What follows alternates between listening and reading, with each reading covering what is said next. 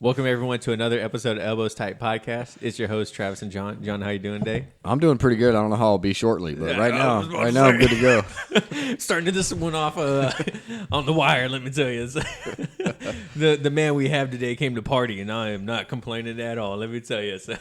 Yeah, we're already half the bottle down. So we're doing good. Real quick, guys, before we go on any further, though, make sure you guys subscribe to the podcast on your favorite podcast and listening platform. Go follow us on Instagram. And make sure you like us on Facebook. Add us on Facebook. So while we're over here getting drunk, Mike's stirring his drink with a steak knife. I bet that adds a good flavor. It does. Man, did he bring some phenomenal steak? All right, so this is the first time in the podcast where we actually had a feast.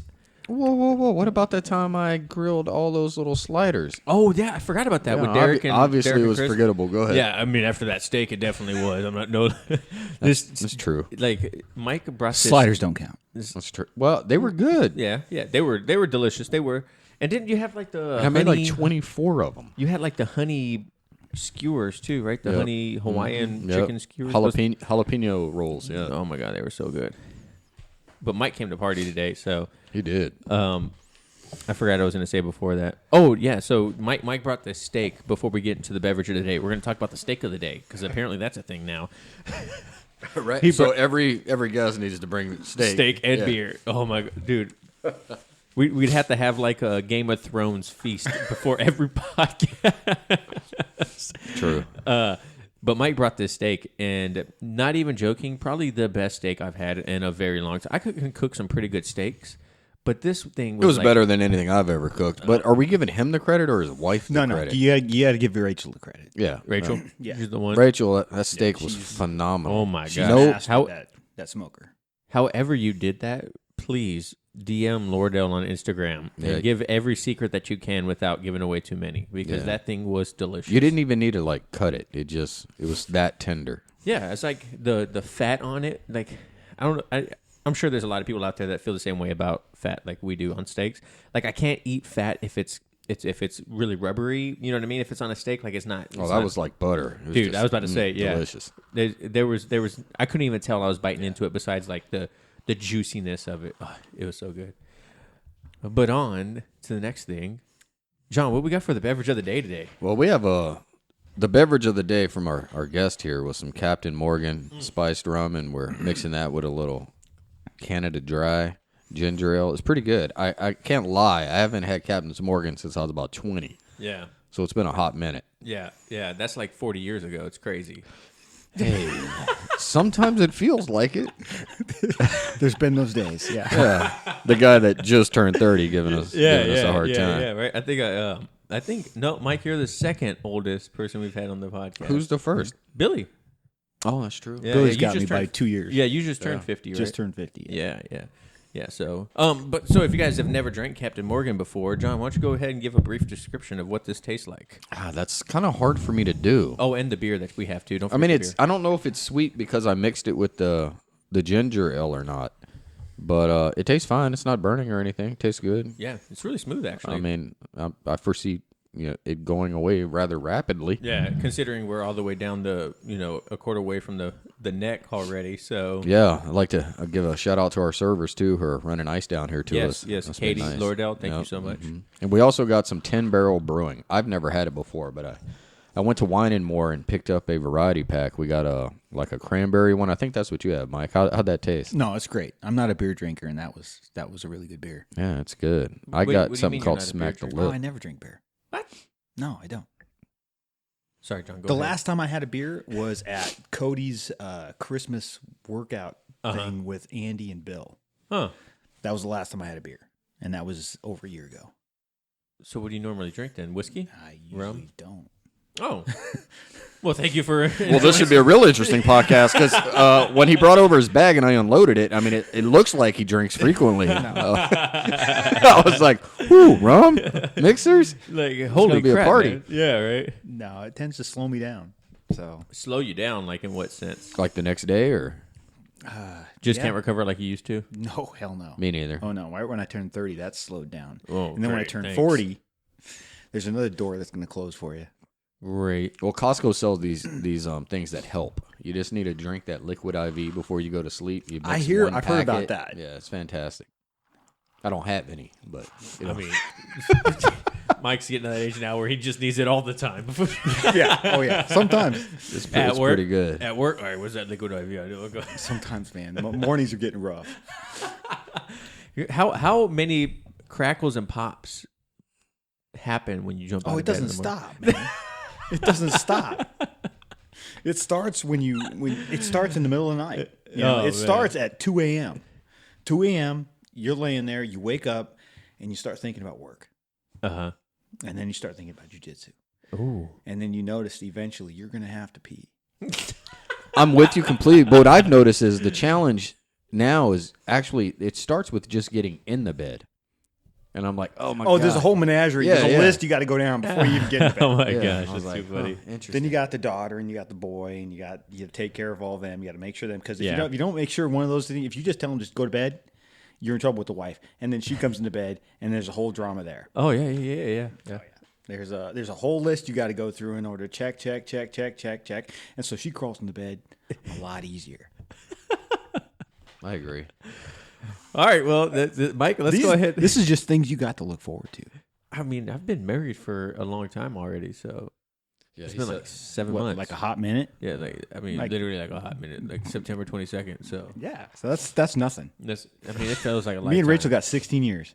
16 years. Yeah. Holy crap! How about before we keep going on into Should your we backstory- introduce- should we Yeah, introduce go ahead, Mike? John. Go ahead, and introduce him. So what we have here is Mike Stapleton. He started jiu-jitsu with us. We all started together right when the gym opened. One of the fabulous 5 or 6. Yeah, whatever it's called. fabulous. Yeah, I think there's still I think about 6 of us that Yeah. started that are still gone. You know, at least the original crew. Yep.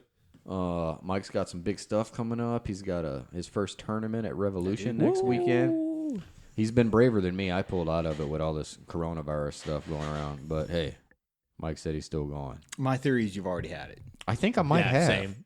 I think mean, so too. From what I heard the other day in the gym, it's been in this area since September. Yeah, probably. You know, which would go along with what we went through in December. Yeah, the whole gym. We took a hell of a hit. yeah. the whole gym. The whole gym. So I think it's moved through. You know, I think our health generally is a lot beefier than other countries per se. Yeah. Yeah. And I think we just moved right through it. Yeah, I think so too. But you know the geriatric community, you guys gotta watch out. Oh, here we go. He's Got- calling us. You got to die something. We have a mat right next to the table for them to Yeah, use. I'm right. sore as hell. Yeah, Mike. I don't, if you want, I'll just tap right away. Just go ahead. But hey, yeah, let's go ahead and Mike, introduce yourself a little bit. Tell I'm us- Mike Stapleton, and that's about what else. do I Oh need my to- gosh. Born and raised in the Born and Pacific raised in Northwest, Pacific avid raised. I'm hunter, local, yeah. fisherman. Go ahead. That's what we're looking for. Yeah, Yeah. just tell us about yourself. Born and raised in this local area. I was born in Bremerton Hospital at PSNS. Oh wow. My father was in Georgia. He was in the Army, and I was born here and born and raised, and just down the street. Went to Seebeck Elementary for all my years now. Elementary school, went to CK, and then we moved into Bremerton, and I finished high school at Olympic High. Olympic High. Olympic High. Yeah. Nice. So Have you ever left the area? yeah, I've left that for generally work. Generally, I'm the guy that when they got something squirrely going on, they send me. I've got a different way of thinking, and I think I excel at the weird stuff. Yeah. You know, so every time we got something going on, my partner now partner, used to send me at a moment's notice to Fallon, Nevada for your runway yeah. lighting. I know where that yeah, is. Yeah, I did a lot of runway lighting down there. He once sent me to Montana for a fire alarm system, Oh, nice. Oregon for security systems. So, for people that don't know what you do for a living, what is it that you do? You own your own business, right? I'm one of the owners for Safari Electric. Yeah. And we do electrical business anywhere from your line work, your distribution, on down to telecom. So you're like a Thor. Yeah. Yeah, I control lightning. That's When why you grab that shotgun I'm and real pull slow. that fuse, you For get a minute about there, a I'm like, I don't get it. Thor. I haven't seen him at the gym. 3 in to like 5 a month. inch arc. Yeah, there's a 3 to 5 inch arc that just makes you feel like a god. You just want to play with it a little bit. I was like, I haven't seen him in months. What do You you want to ignore their feeling that it could kill you at any second. Yeah, but yeah. yeah, that's worth it. What's the highest voltage you work with? right around? Right now, it's just 1.5 kVA, so 1.5 thousand volts. Sounds like a lot. Is that like deadly? Oh yeah, that'll kill you, your buddy, and everybody in line with you. So, Mike, you should tell him. You kind of are the one that kicked off our school. You're a part of it, right? Go ahead and tell him I that. harassed Cody for a good 2 years before it happened. A good friend of mine that's worked with me ever since I started. We spontaneously get in wrestling matches. Nice. On job sites, on everything, with tool belts, with everything on. And I sent him pictures of Tony just cracking the whip on me and pinning me to the ground. He's a big kid, and he tend to throw me around a little bit. Ever since we were young, we were about 13 when I first met Tony. So you're like, I need some skill. Like, I'm done with this. Tony's. I challenged him there for a number of years, but I think I could old man him to death now. Oh, there you go. But I sent pictures of the wrestling matches to Cody, and I was like, "Please help." Oh my gosh! and just every now and then, every couple of months, I just go jiu-jitsu. Send it away to him, and yeah, it just Finally convinced him. finally, Yeah. I remember when we were in the racquetball courts. We would go up. The one time we went upstairs to their mats, and we all started wrestling around, and then Cody was just crushing us, obviously, back then, because none of us had any experience. He still crushes us now. Yeah, but what I'm saying is, like, it was even worse.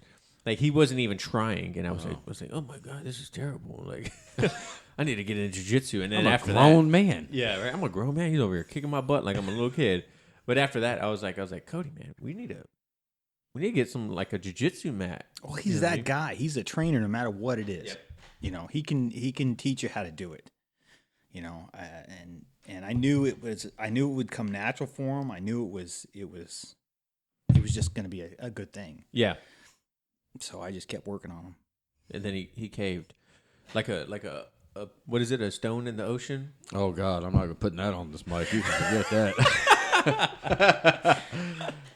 So, do you have any grappling experience did you grow up doing sports? I know you're a skater. In the late 90s, I did some Taekwondo.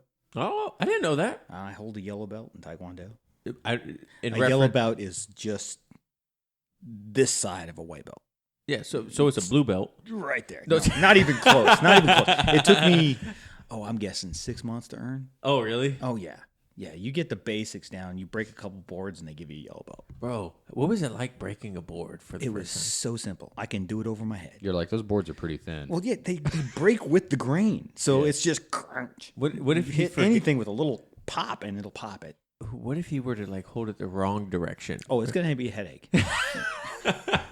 You're like, is it with the grade? Is this with the grade? You just gotta turn it at the last second.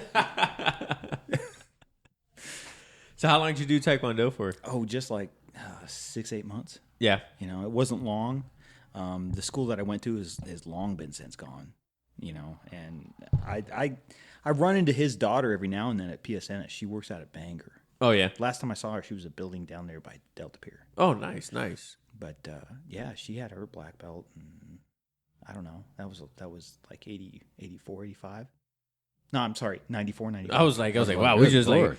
there's a huge time difference. I had right a there. I'm still over here working the math. Like the late 90s, and then I said 84, 85. I'm like, God, what? So she was a black belt for that long before I you got into it? also did it in the 90s. Yeah. Yeah, but I got kicked out. Did you? Why'd you get kicked out? Beating up my sister. She was in it with me. And you Oh, know, my you remember gosh. how you used to like spar or whatever? Oh yeah, you did. You'd have to all wear the the time, tracer pads and like all that headgear. Well, for me, it was like, wait, you're saying I can beat up my sister? And I'd go crazy. Yeah. There was a lot of broken doors in their household. Yeah. Which is one reason why I really like jiu-jitsu, because it doesn't. Your natural instinct is when you teach a kid something, they're going to do it. So Yeah. if you teach them how to punch, they're going to punch, and at Right. school that's not acceptable. Right. So this way it's jiu-jitsu and it's rolling. So they don't. It's not. It doesn't really apply. Right. So it's out of context a bit. Yeah. And not only that, but jiu-jitsu teaches you to stay calm. Oh yeah.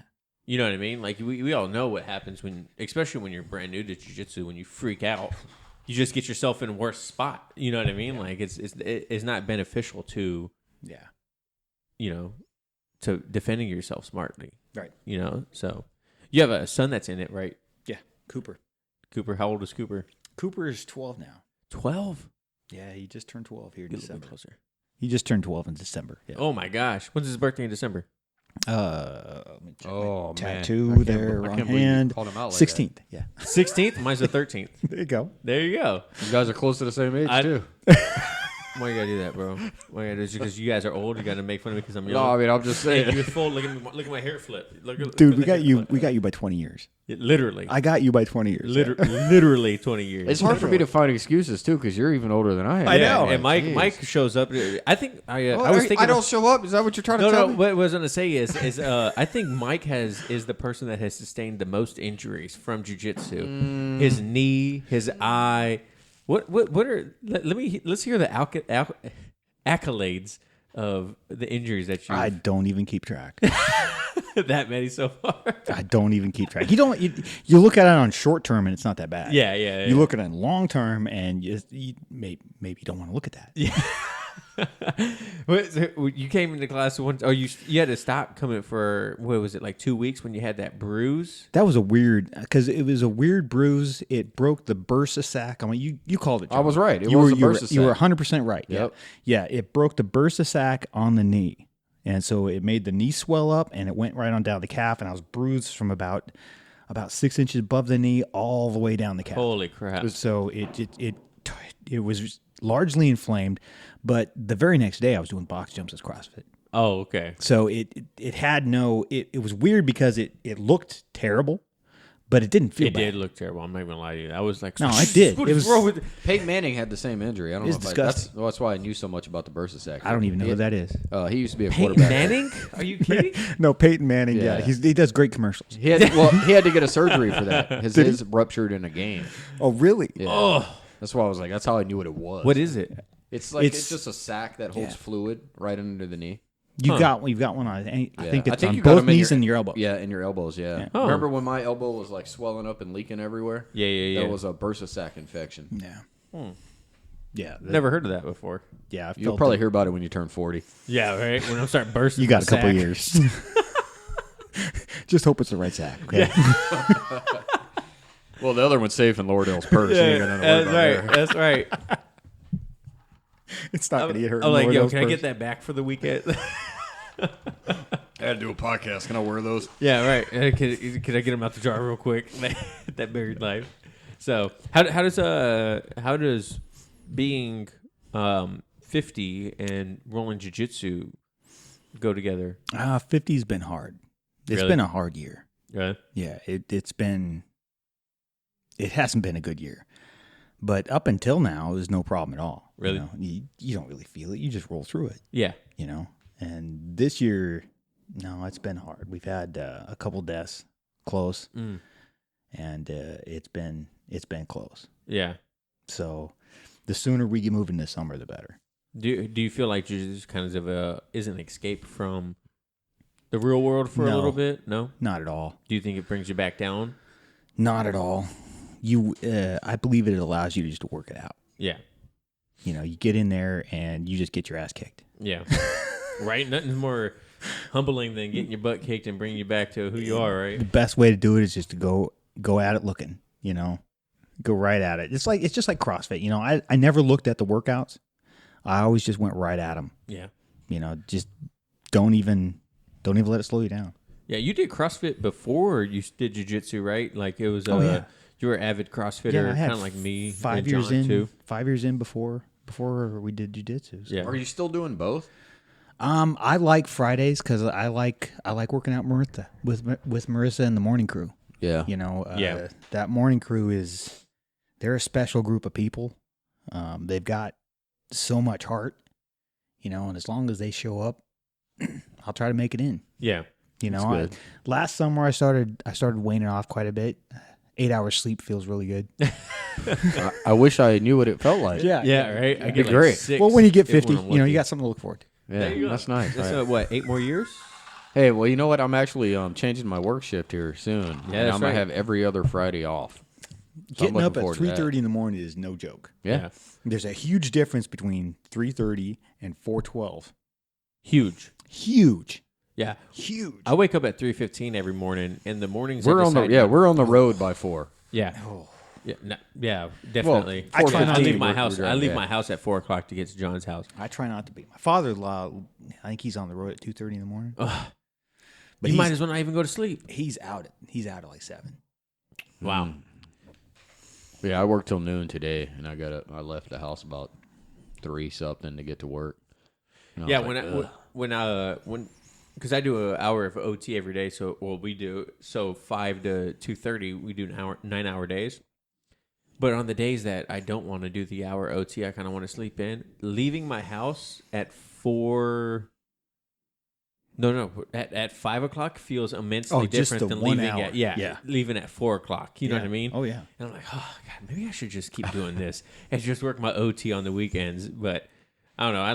I like waking up early in the morning. I like having as much day as possible to accomplish as much as possible. yeah, what but I you mean? know that with jiu-jitsu, right? So to me, it feels like a longer day, right? Oh, yeah. We get up that early, Yeah, and then you I have do. to be at the gym by 4 for Well, Drew. we got when you get off, and then you got a couple hours to burn. Well, I spend almost 4 hours at the gym, Yeah. like 3 or 4 days a week. Yeah. Yeah. So it's like I don't even That's get a long home till time. 8. Yeah. And I'm like, ugh, like But it makes going to sleep a whole lot easier though when you're immediate. yeah. There's like It's like nights- shower good night.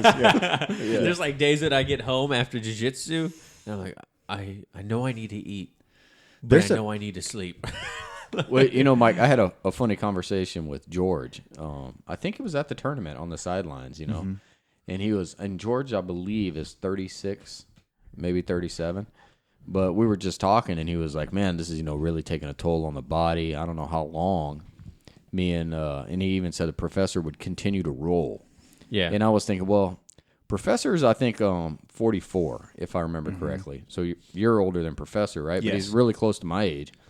And I was thinking, well, man, what does that say about us, right? We like started this late, right. like, and we're still rolling with like all these young cats, like Yeah. nonstop in class. Yeah. And I was like, well, if it's taking a toll on them and they got like experience, so they can kind of mitigate a lot more than we can. Yeah. Like, whew, I don't know how it's going to work. But you got to for think us. too. They've also been doing it a lot Right. longer too. You know what I mean? So that also plays a factor into it, like longer time of the body taking damage. Yeah. In a sense, you know what I mean? So But I'm just like, man, because I feel like what I'm hoping is the more we learn, the more we can offset, injuries. The and age just difference. What we can Yeah. do. Yeah. That's the hope. That's the hope. That's the hope. you plan on doing jiu-jitsu until you can't no more? You just to me, you just take it one day at a time, man. Yeah. 1 week at a time. I'm planning to do it next week. Yeah, that's good. That's good. nothing Until you wrong get with that that. blue belt, then you're gonna be like John. I reached the pinnacle. I'm good, man. I don't need to go to class anymore. The blue belt, it's Right just around the something to corner. hold your thing shut. It's not like I'm going to do anything different the day after I get. Trust my me, blue I know, man. You're beating my butt lately, man. belt. Oh, come on, man. No, John and I talk Come about on. this. Yeah, you're John and I getting- talk yeah. about Not even, this. not even close. Bro, not true. Get out of here, man. Yep. John Top, and I talk about top this. game so much stronger. Like, We talk about like John, because like I said, we ride to work every morning, so we'll talk about class the morning after. Sure. And John and I both say every day we're like the same thing, like, yo, why are they turning it up on us? like I thought it was gonna be a friendly roll, and then all of a sudden Mike's like, I'm like, oh, okay. I thought we slap hands, like it's gonna be like a nice, smooth, like good roll, like, and then all of a sudden, like Mike, I'm not even gonna lie to you, bro. You've been like a killer lately. Him and Like, Pete have you, turned it Pete, up. Yeah, you even Will too. Yeah, You guys Will have turned it been, up like- good on me like 3 weeks ago. I thought we was just rolling. He was like, we like tapped hands. He attacked Nope. me like I stole his lunch money. I was Yeah. like, whoa, what is going on Yeah. here? That man climbed me like a tree. Oh, at the tournament? Freaked me out. Totally panicked me. I had a game plan. I had a thing that I was going to do. Then they I grab was you, gonna you're like, dance. He grabbed. Are you talking about grabbed me tournament? Yeah. and I he- felt bad because I was coaching him. He went right up my arm. He went right up my arm and climbed me like a tree, and it didn't last long because everything went right. I mean, I reacted like there was a spider on me. That Having being Will said, on I you coached is like a Mike in spider. his match on the next one, and he won that one. I was Yeah, like, all right, right. I'm redeemed. That was hilarious because Derek kept going.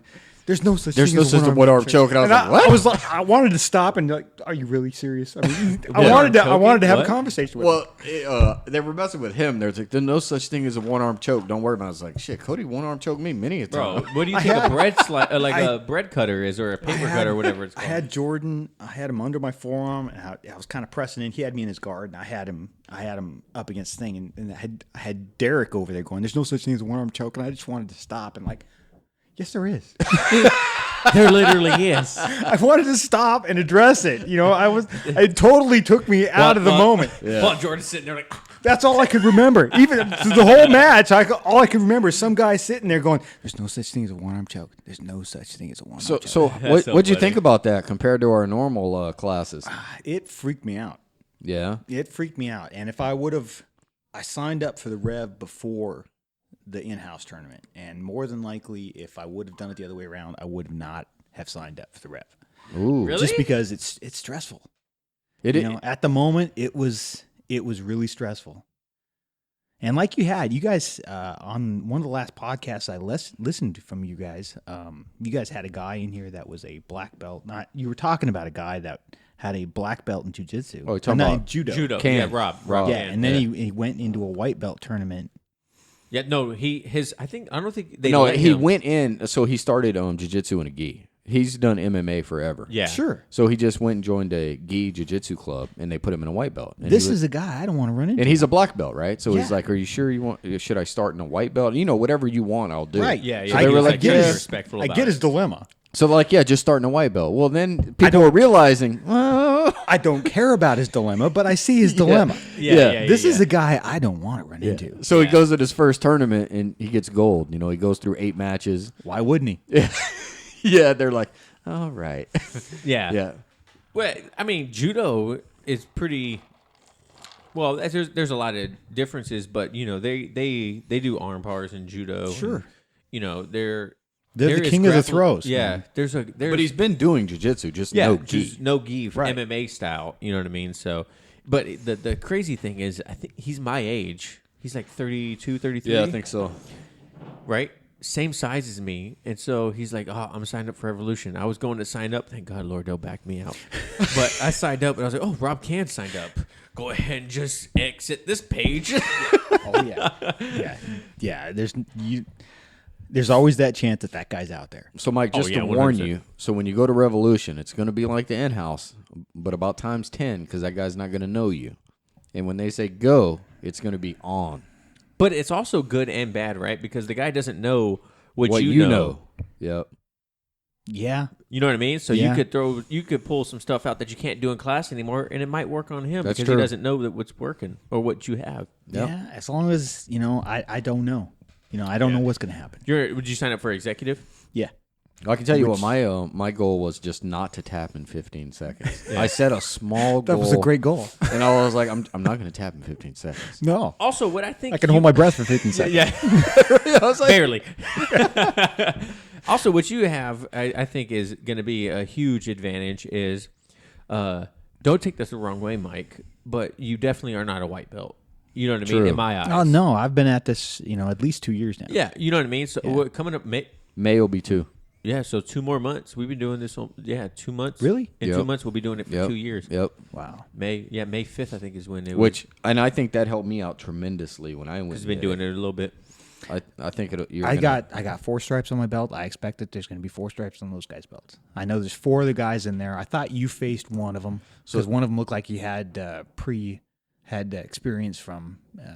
Well, the first guy, like in the first match, I had to go back and look at it, and I was like, oh, I don't think he had any stripes. Yeah. The second guy I tapped to, he had 4. Mm-hmm. He had also been saying he's been doing it off and on for like 8 years. There's those guys. The third guy had 4, and he was good. Yeah. He was strong as shit. Like there's no problem. But what I thought was interesting was you'll really see how much you've learned because Yeah. it's so fast. You don't have time to think about it, so your body's like literally going over what you know. Like it's not hesitating, and I think you'll be pleasantly surprised. I hope so. I mean, every time that the school has been in a competition, We do really well. we do pretty good for a small school. Like, you got to think, like, we are a small school. Oh yeah, yeah. We're You know what I very mean? beginner. We're a very small school. We Yeah. had 10 people in our class on Thursday. Yeah. 10, maybe 12, because a couple of people showed up late. But you know what I mean. And for us to almost everyone to podium. That's what I was gonna say. Almost everyone's got a medal. Yeah. That's huge because Chris- we're going It up is. against people that have they have tons of students. Yeah. Yeah. Well, Gracie Baja is huge. Yeah. Huge. They have like 150 students, something like that. Yep. In the competition. That's ridiculous. It's crazy. Right. You're gonna see them like all over. You're gonna be like, But Jesus. it's the same thing as like being in a smaller CrossFit gym and a larger CrossFit gym. The smaller the gym, the more attention each individual student gets. Yeah. You know what I mean? Oh, yeah. So because there is 134, there's a wider gap of skill difference as to where ours, like, because we do have 10, 12. I think the most we've had is like 20 people in one class at a time, Yeah. right? And we usually have 2, 3 instructors. Yeah. Like, that's a way bigger difference than having 40, 50 people in one class with 1 or 2, 3 instructors. You know what I mean? So, like back in the day when we used to compete at CrossFit as CrossFit 7 Cities, our gym would usually podium, if not win. You know what I mean? Like, because we were just a smaller gym, had higher caliber athletes because our coaches were able to coach people better. You know what I mean? Like, there wasn't like 15, like now, if we were to have people compete in CrossFit, like, our gym is like almost 300 people. Yeah. You know what I mean? Like, each class is usually like 20, 30, maybe even It 40 fills out the people. joint, yeah. You know what I mean? So it's harder to be able to individually coach someone. Get that one-on-one. Exactly. When you have so many people. And the same thing with jiu-jitsu. Like, if we have 30, 40 people in a jiu-jitsu class, it's harder to individually touch each kid or each adult or kid, whatever, and help them because you're going to run out of time. Oh yeah. You know what I mean? Like, Yeah. it's just so you like, what do you do? Like, pick half the class. Right. This Right. half class is today. This half of the class is going to be tomorrow. You know what I mean? So, Yeah. But I'm excited to see how you do, man. I know I might wear my mask and go watch you. Mask? Yeah, I got a couple of them upstairs. Like Halloween mask? No, the 25s. Oh my gosh. The M25s? the M25s. That's got to be like a gas mask thing. Right? Hey man, those things are worth money right now. they're like seriously gold. You've already had it. I probably did, but I would have bring it home to my kids. No, Drew had it. She was out that one day, right? Maybe. I don't know. So Mike, what do you think about I'm pretty sure you guys are like coming up on your blue belt testing. Yeah. Like, I mean, I don't Maybe, know. I But don't what know. I've heard is, I mean, not that I've heard anything, but it's probably going to, like, if they did it in the next month or so, you would got be any one of them. concerns? No. None? No. Did you watch the last one? I watched you guys get brutalized. Yeah. And I took place and I mean, I took a spot in every one. Did we roll? Oh, we did. Okay, I don't really remember. I don't- Oh, yeah. We rolled too, didn't we? We rolled. Yeah, because Yeah. I think you might have even gave me some encouragement. I can't remember because I was dying. The only person I remember is It's got to be the closest thing to death. You guys look terrible. Well, it's great you got to watch it though, because we didn't know what it We was didn't know going to what be it- like. But what makes it we worse? never knew. But what makes it worse for you though is because we were the first people to do it, right? So they didn't work out all the kinks. Well, you remember when Ivan came down, right? It was more like yeah, there it was was like a different. 2-minute, Hey, like yeah. show me a couple things. Yeah, sweep him or submit Yeah, it him wasn't from- like that crap we just went through. Right. And then let's beat him with belts. Yeah. Yes. I'm glad they didn't do that. Yeah. But when professors like, we're not going to do the gauntlet, I'll say thank you. I almost think that was better. No. Dude, that happened. That took how long? Seconds. Just seconds for those two to Yeah. walk through the line. And they walk through the line. If you watch it online, they're running through the line. Yeah, but I feel like we got to beat down enough during the. Oh, you guys, that took what, 35 minutes? It felt like years. Well, it could have been seconds. That's true. I definitely think we went for 45 minutes or so. Yeah. That's what it felt like. I just remember honestly, the hardest person for me that entire night was Derek's sister. Yeah. Yeah. Like Oh, she yeah. was, I could not like. She was the hardest person I had all night. And then I can't remember his name. I haven't seen him in a while. What's Derek's buddy's name? Levi. Levi. Yep. I think he was like shouting like what I should do, and I was like, think you could shout it to on the rooftops. So the cows come home. Like, Yeah. I don't have the energy to do it. You guys did not look good. Bro, I like look at the pictures of when it happened. I don't even remember Travis in there. I was in my own personal hell. I forgot Logan got his purple belt that night with us because I was Logan, so... he looked like he barely broke a sweat. Really? Bro, John and I get up and we're dying, and I look over and Derek's barely sweating, and he's like smiling at the camera. I'm like, who did you get? Let me get them next time, bro. Bro, Mike, that whole time I was thinking, I'm goddamn 41 years old. Can I get a break? I'm not 20 years old. Can I get some water? Yo, and then it was getting to the point, right, where we had too much time in between each person. So Professor was literally standing there and said, "Get ready to jump on him. Get ready to jump on him." And the one person it would quickened get off. up. Yeah, the pace quickened. I was like, this is no fun. But it was fun. I enjoyed it. Yeah. It was the hard. pace quickened. It was hard, right? But It was Absolutely. tough. Yeah. But I enjoyed it. It made me feel like I was not ready for my blue belt, though. I'll tell you that. Absolutely. You know, it was like one of those moments where I was like, But do you ever feel like No. Like I don't No. I don't feel like I'm worthy of it now. There's some days where you'll hit some stuff and you're like, "Oh, that was kind of cool. Where did that come from?" Or you'll defend a little bit smarter or something like that. But at the end of the day, yeah, you do the same stuff we do. when you hit a golf ball perfectly and it You're like, sails "Oh, 300 I'm a yards, professional." you know, it's like ting, and it's like a tuning fork. You're like, sign me to PGA. It's all right. Yeah, it's perfect, you know. But I've never golfed in my that's life. like one in like 300 shots, Right. you know. And it's the same thing with jiu-jitsu. When it's perfect and you hit that perfect move at the perfect time, the other guy doesn't stand a chance. I mean, Right. they seem weightless at the moment. Well, I think half the and time it's we can't so even, perfect. We can't even see it. Like I No. talked to a lot of the newer guys, like Mike and Justin and them, and they were like, "Man, I can't wait till I get to your guys' level where it's so good." I'm like, No, "Are you I kidding don't me? see it We either. don't know crap. Like we don't know anything. We're just trying to like get through this." And like I think the only difference is now we just don't make the really stupid moves. Yeah, I do a lot of Like- stupid stuff, but it's like stupid stuff trying something. Yeah. You know, like a different move. But it's I know not it just might like a not work. blind, like just like you Oh, don't yeah, do yeah, the yeah. dumb things you know will get you Yeah, caught. true. From my limited understanding, if jiu-jitsu was a language, I might be able to say, "Where's the bathroom?" That's a good way to put it. I like it. That is the. But that would seem leaps and I'm bounds putting on somebody that's trying to learn how to say, my- "Where's the bathroom?" Oh yeah, that is going on the Instagram. That is the quote of the century. That is. I so cannot good. wait for you guys to test. I'm going to be more excited than you guys are. I believe that. Like I will not be excited. I cannot wait. I saw what's coming. I know what's out there. Can't Wait, wait. I did the biggest thing I remember about our blue belt test is Phil, Footlock Phil, going knee on belly on me. Oh yeah. And crushing my soul. And it was the last person out of everyone. And afterwards, I was like, "Phil, I'm not even lying to you. The worst part of that whole thing was your knee on belly." He's like, "I know. I was trying to make it as bad as possible." I'm like, "Well, you succeeded, trying bro. to That make it was as bad as terrible." Noted. Yes. Yeah. Well, yeah. So Duly I'm noted. like Yeah. sitting there, like, wait until you get your blue belt, I bro. think- Wait until you get your blue belt. I think people were taking it easy on me. They come out there and be like, "John, it's almost over. Just hang in there a little bit longer." Yep. Yeah. See, I look at guys like Phil and Will, Yeah. and how can I be on the next promotion with those guys? Really? No, there's no way. Why? I don't know, There's man. no way. Absolutely. I think so. Absolutely, man. There's no way. You're not a easy roll in the least bit. Yeah. I don't see know. it. I don't see it at all.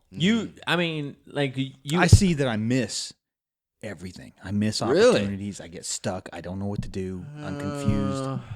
I mean, that we were the same way. Like we are the same way. There's no. I honestly don't feel there's. I any look up and I difference. swear to God, I see George over there going, "Jesus Christ, can what ass- is he doing?" No, I don't think I can there's assure any you. difference. Yesterday, I was like, "Oh man, maybe I should turn in this blue belt." Greg just beat the piss out of me. Greg. For 30 minutes. Greg's Easy. super strong. He's a big guy. You know, he's got some experience to him. Oh. The man knows what he's doing. Oh, just destroyed me. I might as well have just gave him my card. Oh my gosh. Oh yeah, it's so I funny. totally expected the exact same thing, and somehow you got the brunt of it. I don't. I see. That's the thing, right? Is like, you can't judge yourself compared to everyone I don't else. think you can. You know what I mean? Like, Yeah. there's such a vast difference between person to person, especially when it comes to jiu-jitsu. Charles and I were just talking about this because Charles is in that stage now of he's starting to do like self-realization of, wait a second, other people that have been doing it shorter than I have are getting more stripes. they're getting more taps. They're getting belts. You know what I mean? And he's like, why can't I do that? And I'm like, look, man, at the end of the day, you can't compare yourself to other kids. No, some it's kids a totally individual thing. Yeah, some kids learn faster than others. Some kids are more athletic than others. Some kids, are just better at it than others. It's okay. That doesn't mean that you're bad or you're not going to get it. It just means you have to do it to where you can do it. Yeah, it's just different. It's just different. Right? And it's the same thing with adults. There's no difference between kids and adults. Not every adult that is in our class understands the first time. I don't think there's any first of all, let me clarify that. There's not a single adult in our class that understands the technique the first time they do it. That's why I like when they go, John, it looks like you have a question. Yes, I do. John's like, actually, I got 16 of them. I ain't got no problem speaking up. You know what I mean? And I think that is the hardest thing for especially people when they first start off. Even more if they start off with a group of people, kind of like how we all did, right? And you'll see some people grasping to it a little bit better, some people taking a little bit longer to do, you know what I mean? But it's just the difference of people. Yeah. You can't compare. Jiu-jitsu is something you can't compare yourself to someone else. No. You know what I mean? If someone else is learning it, then someone else is learning it. If you're not, it's okay. It's going to take you a little bit longer, but if you stick with it, you'll learn it. Yeah. Just stick with it. Yeah, it seemed like Phil and Nate picked it up way quicker than the rest of us. Yes, I 100% agree. I think Phil picked it up probably. Phil's like, I've already got my black belt. I'm done. like he picked it up so quick. Like, yeah, Phil was holy cheating though. smokes. Phil was cheating. He was doing the noon classes with Cody. Oh, was he? Yeah. Oh yeah. But don't you do privates? Me? There was a couple times there I got some privates. Yeah, I got. Yeah, I know because I gave him one time. And I was like. He's about to kick my butt tomorrow. Yeah.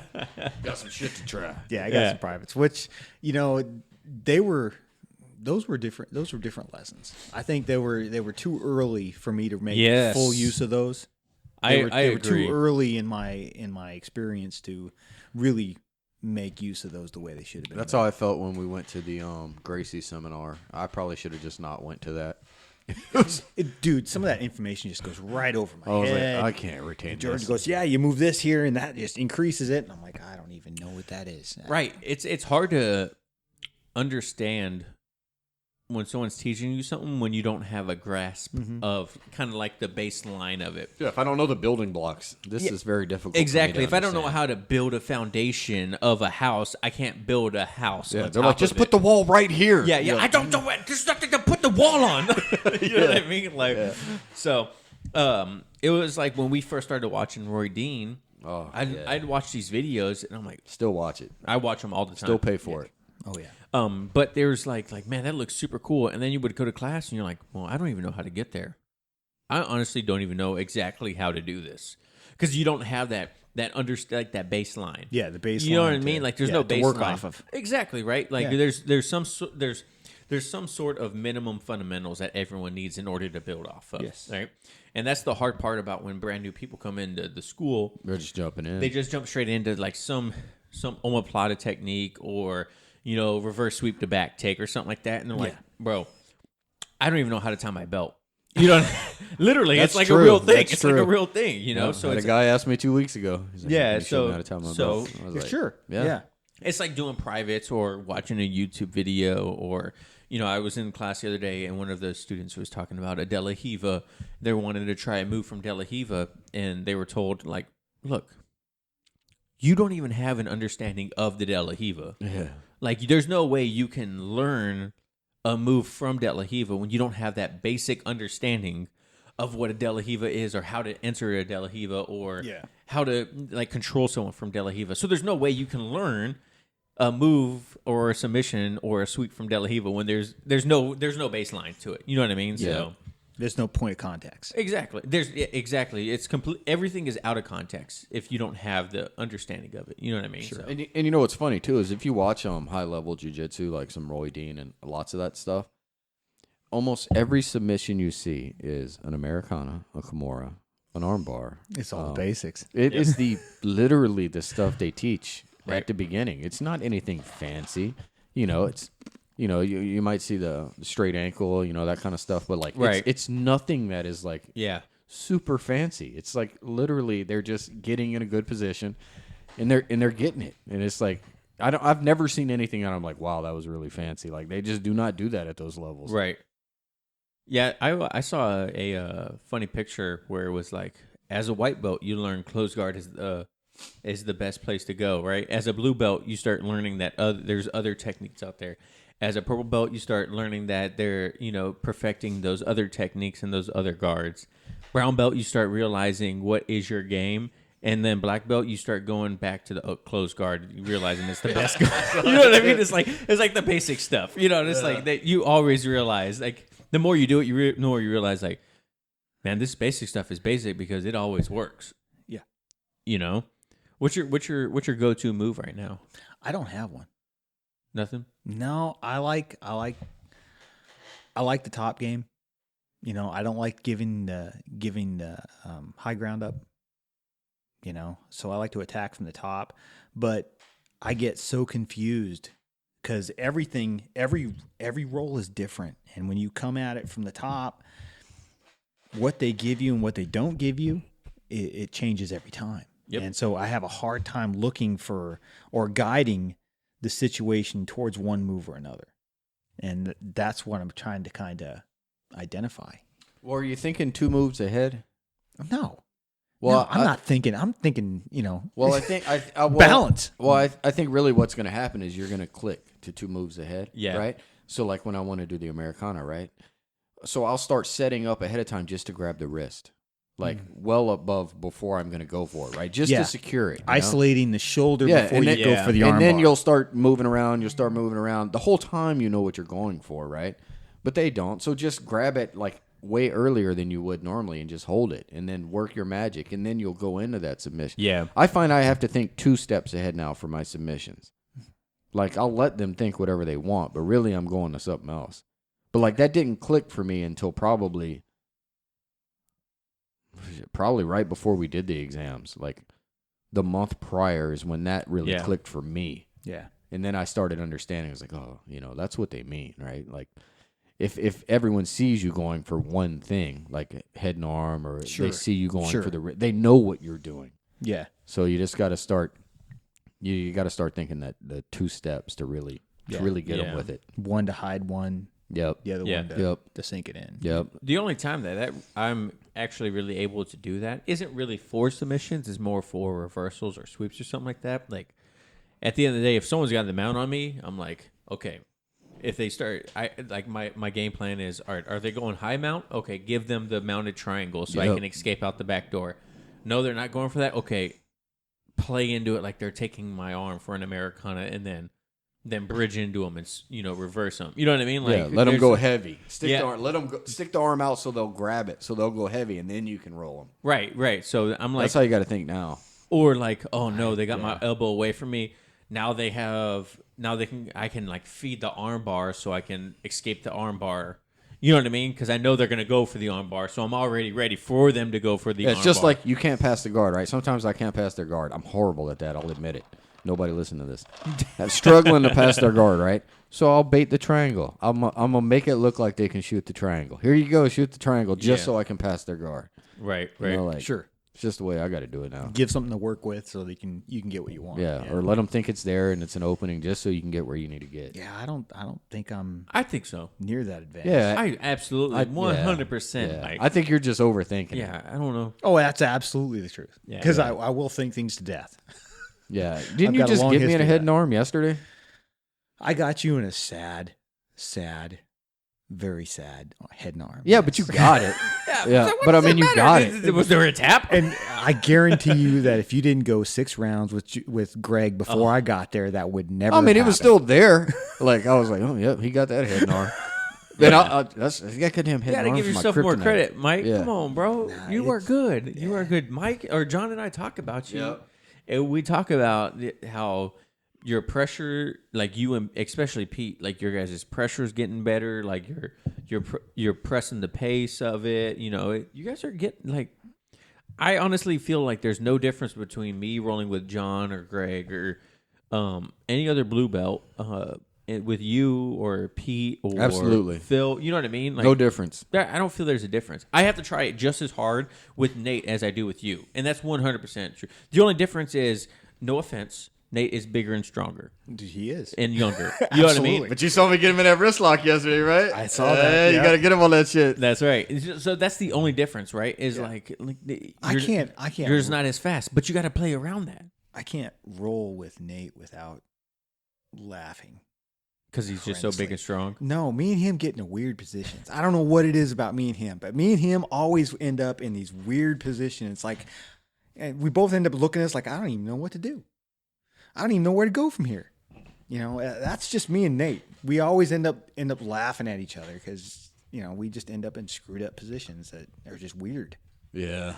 You know, you got those guys that out there that for some reason you roll with them and they roll completely different than what you'd expect.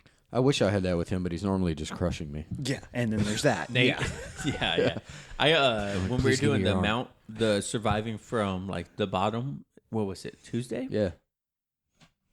Monday or Tuesday? It's true. In my head, Greg partnered up with me, and I was like, I told him, I was like, Greg, I'm not gonna lie to you. In my head, I said, never in a million years will I ever let Greg get the mount on me. I said that too Oh yesterday. no, he got me Right. like 8 times today. Yeah, And so he owned me like a piece of paper. I don't and have then, an so answer. Where does he start? He starts in the mount, and I was just in Oh, my yeah. head. I'm like, he's so big and strong. This is not good. Yeah. Get us some ice. Oh, you got some. You want some? Oh no, I'm still You still sipping still- on the first one? stepping on the first one. Well, you got to drive, right? Yeah, I Well, can we'll always get you call one. the missus. Yeah, you know. call the missus. We're gonna tear this up. Just have her come over now. So you can We're drink making another drink, guys, for those that can't see what we're doing because we don't have video yet. I'm gonna have to take me a little break real quick. You want to take a break? All right, Go guys, to we'll the be back bathroom. in 3, 2, 1. Here we go. And 3, 2, 1. Oh, we're back from a little bit Oh of a man, break. thanks for letting me empty my small old man bladder. Appreciate it. You had to go there. In your drink. Wait, what? You were in the Are bathroom. you dehydrated? It was fun to watch. It just tastes a little bit better. Hold on a second. Let me try this. It's spicy. Someone's gonna hate that on the pod. We're gonna hear about that. What's wrong? I didn't You put need it more. on. You need more ginger ale. There's some There we go. here somewhere I'm good. in a can. Here, this one's got some in it too. So how do you feel like? Have you felt like jiu-jitsu has helped you and Cooper's relationship at all? Well, I'm not saying it's bad before or anything like that, but do you feel like a different bond that you have now too? we got a bond, Yeah. you know. But I think jiu-jitsu is just one of the things that creates that. You know, we do a lot together. You know, skateboarding, and we also do those expedition trips on the Snake. Have you ever heard about those? Mm-mm. No, we'll go up on I mean, the I've seen Snake some River in cool Idaho. pictures. Yeah, we'll go up on the Snake River in Idaho and float the river, and it usually takes about 6-7 days. And that's some isolation. What? That's some isolation because you're not getting out of there. Something goes wrong, gets hurt. You're So not you- getting out of there. Let me get this straight. Sorry to interrupt. You're not interrupting. You're actually involved in the conversation. You float. Shut up, John. You float a river for 7 days. Oh yeah, And the Snake River is beautiful. I've seen it many times when I go to Idaho. yeah, oh, yeah. Is Yeah. it like Castaway? Are you Kinda. Tom Hanks in it with like Wilson? Except a raft, you know, and then you got fishing rods. But you stop every night, right? Yeah, oh, Shoreside. yeah. Yeah. Oh, we you camp- do? We Okay. We camp every night, you know. How big is your raft?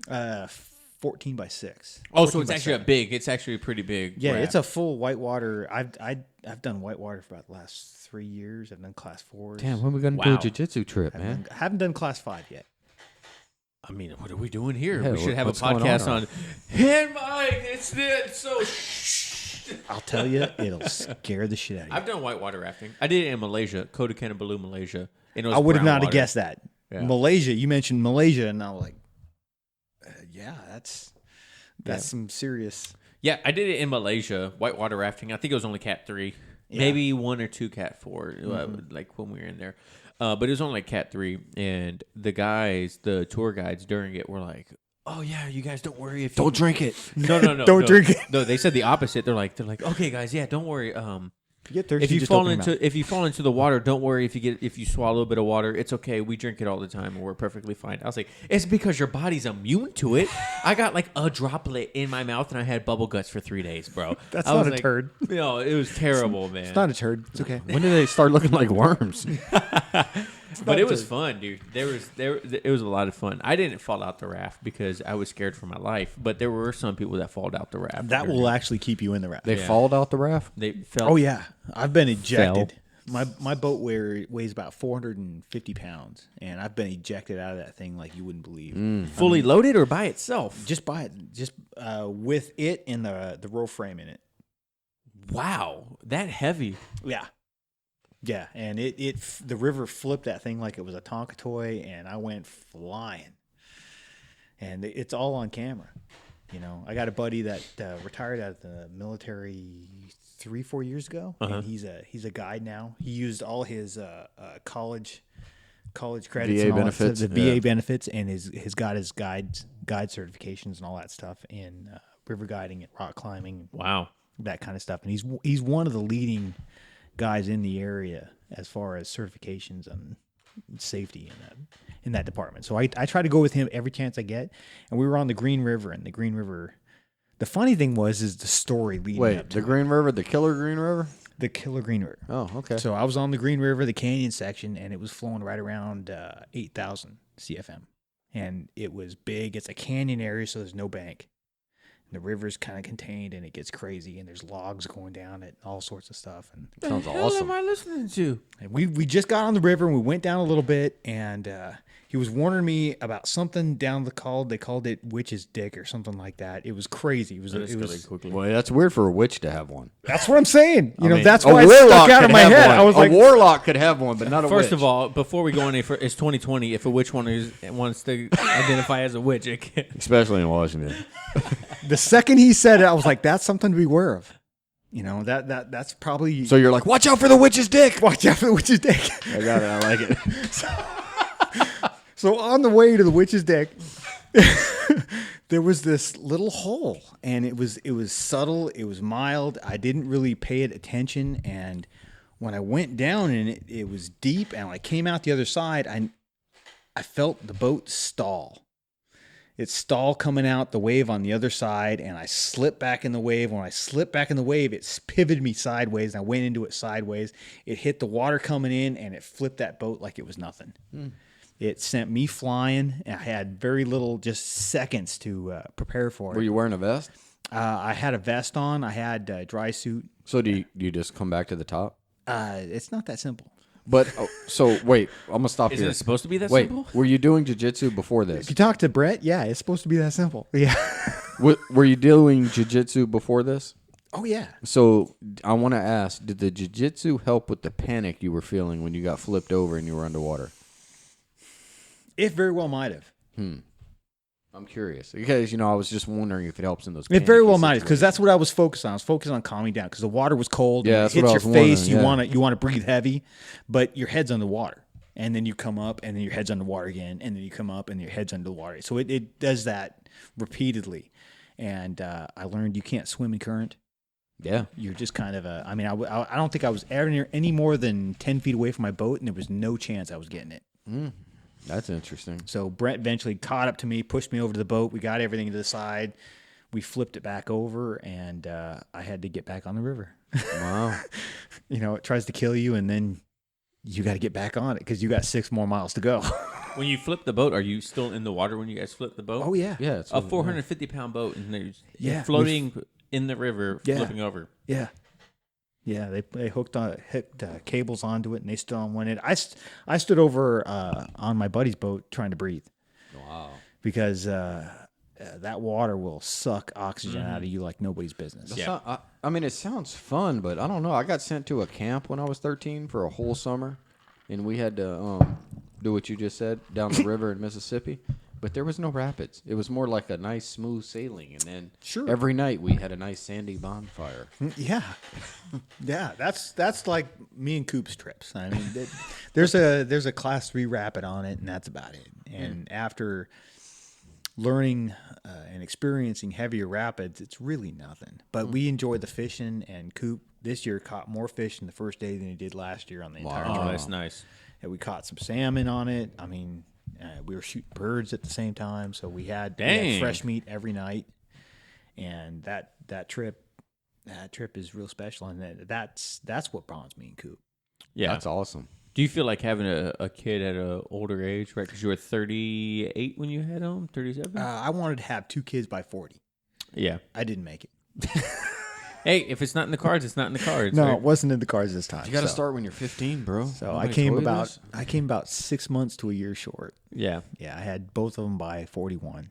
Yeah. You know, It's and- not too bad though. But you're established. Yeah. You've experienced life. Like now you're like, all right, okay, I think. Well, I get that's the you. thing. you got the patience I couldn't- to deal with Patience. it. That's the biggest thing, right? Like the patience. My work partner, I say my work partner because you say partner these days. Yes, it can very mean Washington. several different I'm things. like, whatever, man. Whatever. I'm not judging. You got a wife and a partner. Go ahead and use my bathroom. It's whatever. Yeah, Sean is a buddy. Shout out to Sean. Yeah, he's Him or her. It's possible. Whatever. I don't even know. You're a partner, life partner, soul partner, business partner. he's a guy I've Spiritual known since I partner. was 12, 13. Whatever. You know, I'm not judging, Mike. We're Yeah, we going don't with care. the story. but he. I forgot where I was going with that story. Where was I going with that? I don't know. You were your partner. I drank way too much. Yeah, you were 41. You had your having kids. later in life. Okay, so We he keep had you on kids. track. We He got had kids when he was 20, 21, that age. Okay, so his kids are now grown, and we actually they're a part of our business, and they're brilliant. They're way smarter than I ever thought. That family's an interesting family because they're brilliant. All of them are, and I can't imagine me at 21 having kids. I don't know how he did it. Yeah. Because he was broke. He was dead drop broke.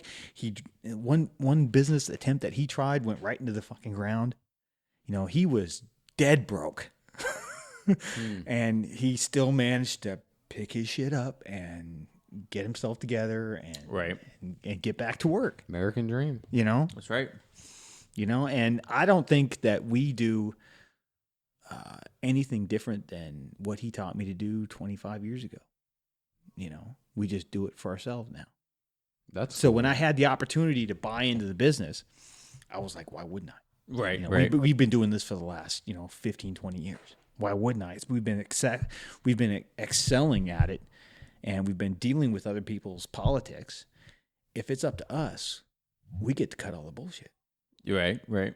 So it was a very easy decision for me to go, okay, I'm in, and cash out my retirement and come right into the business. Yeah. So, and that's kind of that story. He had his kids young. So by the time they gotten out, they've already tried their careers, and they had great careers. They went to school. They're both educated, have degrees. One of them has a master's. One of them was a scientist on the AIDS virus. Wow. They're brilliant kids, but they weren't making the money. Can we get him on the podcast? That sounds amazing. Yeah, AIDS right, virus, right. goddamn science. Oh, they're brilliant.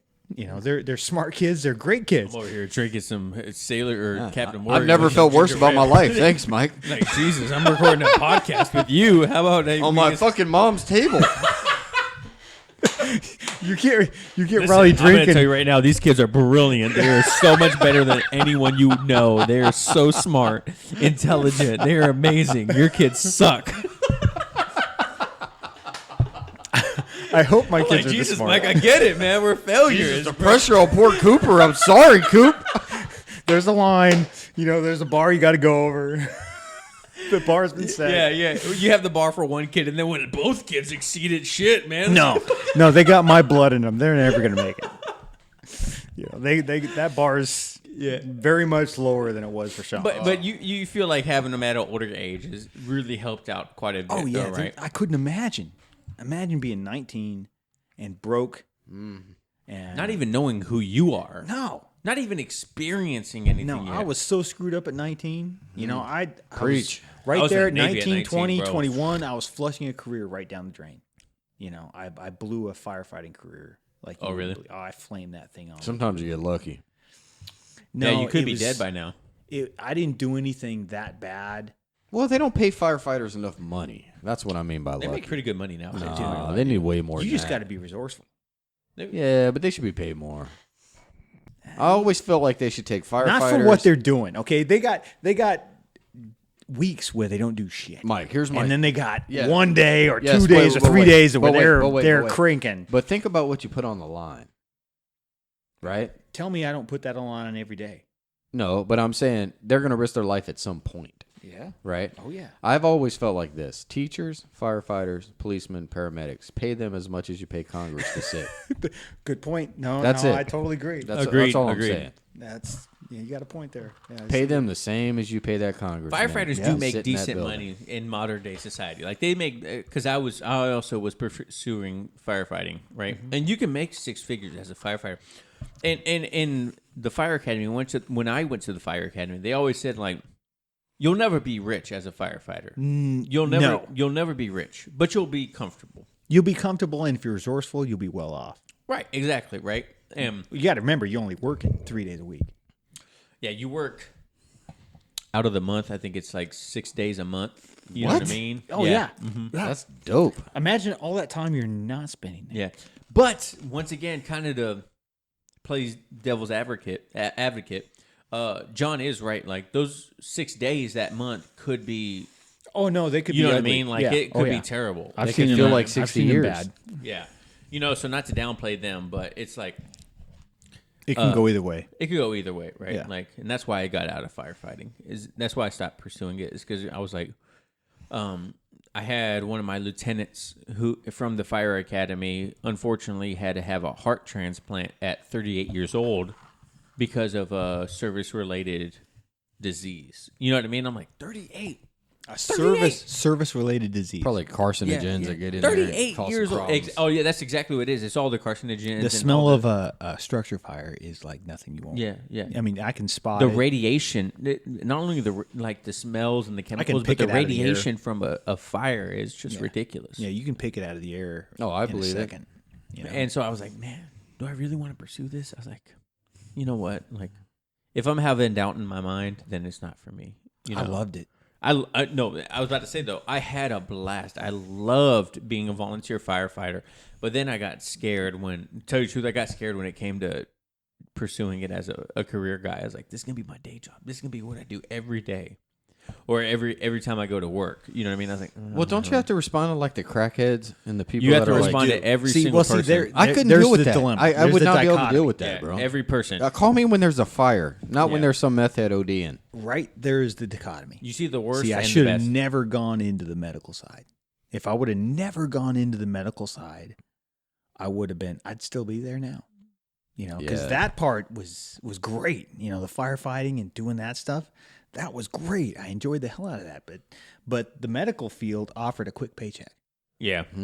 and that's where I fell short. You know, I can't, for some reason, like when I used to race motocross, there's some people that cannot be on two wheels.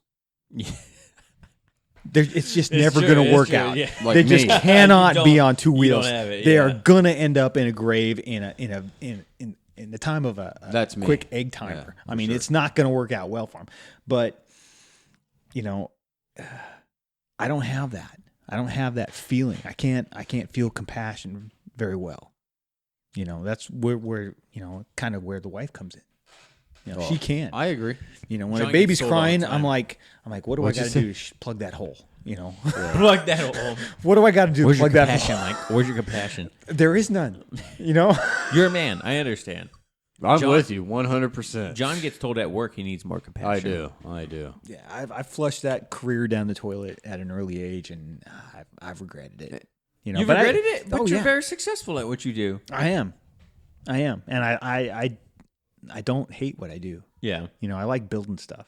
It's fun, but there's a lot of politics and a lot of stuff that goes bureaucracy in there. and whatnot. And like- if everybody's willing to lay the cards on the ground and cards on the thing, I can play by the rules. yeah. But it's the hidden stuff that you Right, can't right. deal We with. call those What's office in the assassins. specs? We call that office assassins. Office You never see them coming. Exactly. You don't. Yeah. It's what's in the specs. And as a builder, it doesn't. It's not proficient for me to go through and read all the specs. You know, I can't read a huge, gigantic three binder Right. thing every time I go on a different job. It's just not proficient. It's going to take me. It's going to take me a week to read that thing, and then it's going to take you 2 hours to install it. yeah, really. Right? That's It's the true. truth. It's true. You know what they need, right? You need this. You need it here. Well, I can do that. I don't need to know what bullshit you need in between. If they cut everything out from between me and the guy that actually needs what I got to install, you know how much money would be saved? Yeah. A lot. We'd cut out like 3 contractors, and you'd be dealing with my paycheck, which is really nothing. Even at the new union standards at $80-something an hour. Oh god, which is what my guys make. That hurts me. Did that hurts me to my core? Did you guys just kick the balls? Hurts me to my core. Okay, listen, you literally make almost 3 times what I make an hour. It hurts. No, that's not me. That's my guy. Hurts me to my I know core. you make more, Mike. You don't know We that. get it. Like, I'm like, man, I did well today. I made OT at $64 an hour. Yeah, and then Mike yeah, comes in here with that yeah. bullshit. I'm over here. I'm like, Some jobs make money. Some jobs don't. Yeah, that's Some true. jobs As the don't. there's owner, right? Yeah. Oh yeah, there's a You break backside. even, So and you're like happy. Let's ask Mike as a boss. So Mike, How much money do you make Wait, a year no, before No, taxes? let's not ask him this. This is what I want to know, Mike. When it comes to employees, Yeah. what's more important, dependability or experience? You want somebody that's going to show to up me- 5 days a week or one time a week? To me, straight up, the 5 days a week guy is going to be Exactly. Yeah. Word. You want He's going to get the experience. Yo. But the dependability, Yes. If you could count on someone, it means Oh, a yeah. whole lot more than Huge. any Oh, yeah. experience you have. Huge. yeah, the guy that's just floating along on experience alone, he ain't gonna last long. I'm with you, man. I would rather someone that is dependable every day of the week. I can count on them. The job that I have right now is to make sure that all the weird things come in. You know, I don't look at my foreman. I don't look at what they're doing. I don't look at what they're on you their expect own. them to handle it. Well, I know they can handle it. Yeah. You know, they don't need me looking over their shoulder. True. I've already done that job. I've seen what they do. I know what they do. They don't need me and they don't want me looking over their shoulders. Yeah, I was going to say, nothing's more frustrating than when you're like the lead of Micromanaging. the shop. And But like, then you I have also- someone above you coming and checking. Emphatically trust the guys that go, hey, I got this weird thing going on over here. What do you suggest? And then I come in. What happened is we lost our lineman. Okay. So I'm a wireman. I generally do inside wireman stuff like run conduit, run wire, and all that kind of stuff. We had a lineman that does utility poles and highline stuff. Well, we built a department around him and he quit. Ooh. So I had to learn all this stuff like on the quick. And so I'm dealing with this high voltage stuff that'll Did he kill do you like yesterday. Did he do like helicopter lineman? Yeah, he did. That shit is crazy. I Yeah. did a whole safety seminar on Yeah, that. he That is did. brutal. He did a lot of that, and he did a lot of the basket work. Wow. Where you get in the basket. And Yeah, on the line, I know you- exactly you what go it is. across. Yeah, a lot of people in modern day society don't understand what like light poles and telephone poles, right? Like they see any line on a telephone pole and they think it's high voltage. But to tell you the truth, the highest voltage is at the highest part of the pole, right? So the at the bottom of the pole is usually your telephone lines, your cable. You don't even get you- serious yeah, under 20 feet. right? You could literally cut it and be okay. I've right? not understood why they don't do like the Philippines and put all the power underground. Well, some of our area does have that. I don't get that. Especially here, we have high windstorms. It takes out power. Put it Yeah. underground. Yeah. You have plan A and you have plan B. I don't get it. Lay it underground. Yeah. And then we don't have to worry about it. So new This is construction. expensive. Yeah, new construction. This is less has expensive. So, but it how many underground. times do you redo it before it's not as expensive? Oh, depending on what line you're talking about. The line that you have out here, Yeah. where you're at, is old. Okay, the stuff that I have out at my house out there is new. Really? And we never lose utilities. Our utilities and our utility Get the fuck guys outta here. are top notch. I bought a generator the first time I moved into my place 16 years ago. I've turned it on maybe 5 times. So you're further away. yes, And you have better service. absolutely This is a load of crud. yes. I said crud because Travis eyeballed me a minute Because ago. your system was put you in said some pretty in profane I'm stuff. sorry. I apologize. your to system was everyone. put in around the 50s and was never updated. And just until recently, when that substation blew like 2 years ago, that's when they started addressing all the problems out here. I believe it. It was probably that long ago since me and the neighbor got into yeah. it. So yeah, that makes sense. Which neighbor? Because I got a guy that lives like 3 doors So down. did you? I just saw his come van up, on the so way you in. came up my long driveway, right? Yeah, I did. So the house that was on the left of you when you pulled in, he said my driveway was his driveway. No, that's not the guy. I agree.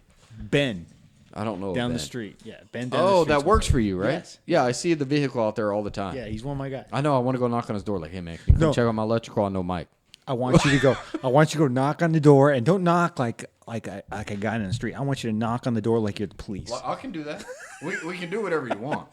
I don't know if that's a good idea. It doesn't sound like a good idea. I think it's an awesome idea. I see the vehicle out there all the time. He's got our dog's brother, Oh, Stella. The Mastiff? Oh, Yeah, the the Mastiff? Mastiff, Bro, yeah. your Mastiff is So I beautiful. want you to bam, bam, bam, bam, bam. Dude, that dog. I have never felt a dog that has felt so good to the touch. Really? You know how your dog is tight and muscly? Okay, imagine the same hair, the same fur on a real loose thing. It's like a just stuffed massive. animal. It's like a stuffed animal with Yeah. like 30% less stuffing. Yeah. Yeah. It's squishy and it's awesome. So for those that don't know, he's probably about 80 pounds now. Yeah. A red Doberman named Blaze. I think he's more than that. He's got it. He might be, but I say he's about 80 pounds right now. And he's a little over a year old. But this dog is like all muscle. Like, if you follow him at Blaze, the Foxfire Dobie on Instagram, Oh god, you'll be able, way to plug it. you'll be able to see it. But yeah, he's not comfortable to cuddle with. He pushes up against you. The other day, I think it was last night, honestly, he was in our bed, and I was looking at him, and I was like, you are literally taking up almost this entire bed. But you have, what do you have? French We have Mastiff. French A French Mastiff. Mastiff, right? Beautiful Yeah. dog. And she's a smaller It's- dog. I don't think she's 100 pounds. She's on the smaller side of that. Well, I only So met her she's the around once 90. or twice you brought her to the class, but Yeah. she was very But friendly. she was squishy then. Yeah. She was squishy and flexy, and now she's not near as friendly. She's that shy bite you type. Oh. Yeah, she's not good. Does your buddy have dogs up the street? Does my buddy have dogs up the street? The one that works right here? Oh, Ben. Yeah, he's got her brother. Because my frog, who you just met, always goes to their house when she runs away. Yeah. And I have to go get her from their front No, door. you're not going to have problems with him. When you walk in there, you want to see how he displays. Because his dad, which I think, what is his name? Walter. His name's Walter or something like that. And if he automatically shies away from you, don't go at him. You've been into you were Animal control. yeah. Yeah. So if they shy away from you, you don't go Yeah, after. leave him alone. Yeah. That or will Yeah. I. Leave him alone. Yeah, they'll come when you See, when they're that's Stella. Stella will do that. And so if you approach her and try to pet her, she's going to bite you. Yeah. But I don't think he's like that. I think his dad is not like that, where his mom is. So he's got 50-50 shot of getting there. I don't think he was. I think he's a lot more easier going. He's bigger. He's about 110, 115 pounds. Oh my gosh. He's a big boy. He'll take down a fence. A French Mastiff looks a little bit more like a Cane Corso, though, right? No. Yeah. I don't think so, bro. Cane Corsas are always brindle. They're never. No, that. I've seen gray. I've seen brown. I've seen gray brindle. ones. I think but Turner I and love Hooch, gray and that's a Cane Corso. Turner Hughes Turner and is Hooch. like a That's the dog. picture perfect. Yep. Yeah, I've seen gray Cane Corsos, and I think they're absolutely beautiful. Lordale, well, you guys know Lordale. I've never seen a Cane Corso that looks like a French Mastiff. They don't have the same jowls or anything. I was about to say the jowls are bigger on a Cane Corso, right? Like a French. You probably Mastiff said that has right. tighter I jowls. didn't. I'm like Don't jowls. think you'd like it. What, a Cane Corso or a French Mastiff? The Mastiff. No, I like Mastiffs. Mastiffs are beautiful dogs. That I dog personally will would- make you a sticky Yeah. mess. The in problem like with Mastiffs, seconds. or you're gonna have heartache because they only live so many years. Yeah, they it's like Granted, it's like but Adobe. then again, it's a precious few years. Yeah. True, and if the dog's an asshole, then it's a godsend. So There you who go. knows? You point taken. Well, But she slobbers like nobody's business. Well, Dobies only live. I think I've met one Doberman that was like 12 years old one time. Yeah. They usually live 8 to 10 years max. The same Yeah. as a Mastiff, about 8. Yeah, I expect to get about 8 years. She's pretty sturdy. Yeah. She's not a bigger Mastiff. She's one of the smaller the runts. But she is the sweetest thing on 4 feet, Yeah. and she is the best thing to cuddle with. But She's got that these loose skin, gigantic right? shoulders. She's got these shoulders that Dude. it's like she won't jump up on the bed. She'll like army crawl up on the bed. It's That's like so a pull funny. up. She digs in the claws and she's like, "Arr," and then looks at you to see if you notice. So Blaze is like that. Blaze, our dog, is like that. Except for he's so used to sleeping on the bed, he sleeps between Lordo and I now. But I don't mind that he sleeps in the bed with us, except for when he stinks. You know what I mean? I'm like, They got their time. yeah. Yeah. It's like, Yeah. all right, you need a bath, right? He probably says the same thing about you. Yeah, F that guy. I would. But so what he likes to do is he likes to lay in between Lordo and I, and then he likes to spread out and then stick his arms out and press in between Lordo and I, so his back is against me and his feet are against Lordell, and try to be as big as possible. Yeah. And he takes up the whole bed. Easily. Yeah. Easily. I'm like, you are like having another human being in this bed right now.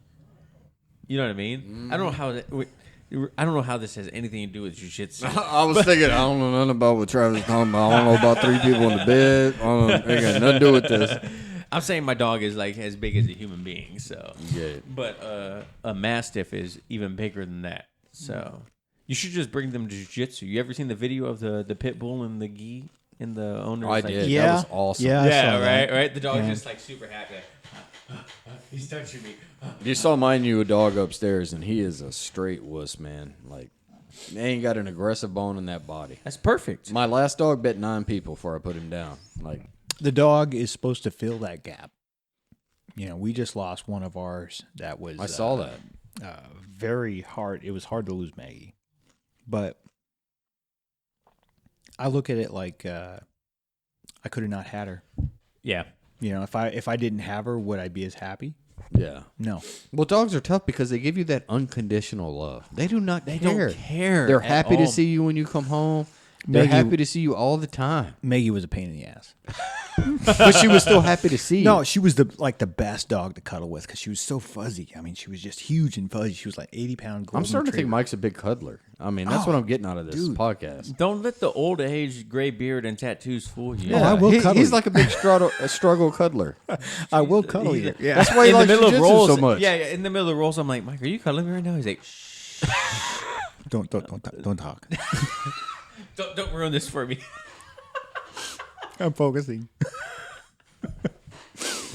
No, she was great, but you know she had a thing where she would push anything that was close to you away. So she pushed Cooper like in the lake 3 times. What? That's awesome. Oh yeah, when he was younger, and we go down to the lake, she would like crowd in between you and him and push him in the lake. my God. Katie's done that to our kids. Oh. Swear to God. If she was down here right now, she'll tell you. We went to a couple lakes. I'm not going to say she might have been drinking or whatnot. CBS. Maybe. But one of many kids may have ended up in the lake. Yeah, we've had a few of them in there. Yeah, they swim. That's true. It's true. Yeah, Max was our first. That's the. If you guys ever see pictures of me, the hand tattoo I have on my right hand is of Max. Real big guy, big gut. You can't miss the picture. Go ahead, sorry. The dog or Yeah, I was like, Him. are you talking about me or? There weren't a donut, it's so Travis. funny. Yeah. Real quick about donuts. They brought First there- off, you grabbed my fat roll the other day. Man. What were you thinking? do that. What are Yeah, you we talking were about? standing in line. You were like, look at this fat roll. I grabbed your belly because John was huffing and puffing, and he looked like I'm old. Santa in line. First of all, and no gi. He had like a rash guard, and I was like, John, you can't be doing that, bro. And so I me? grabbed his belly, and I was like, look at this thing right here. Did you lift it up and kind of shake He it? did. I did. I was like, what are you doing to me? He's like, he looked at me. He's like, I'm old.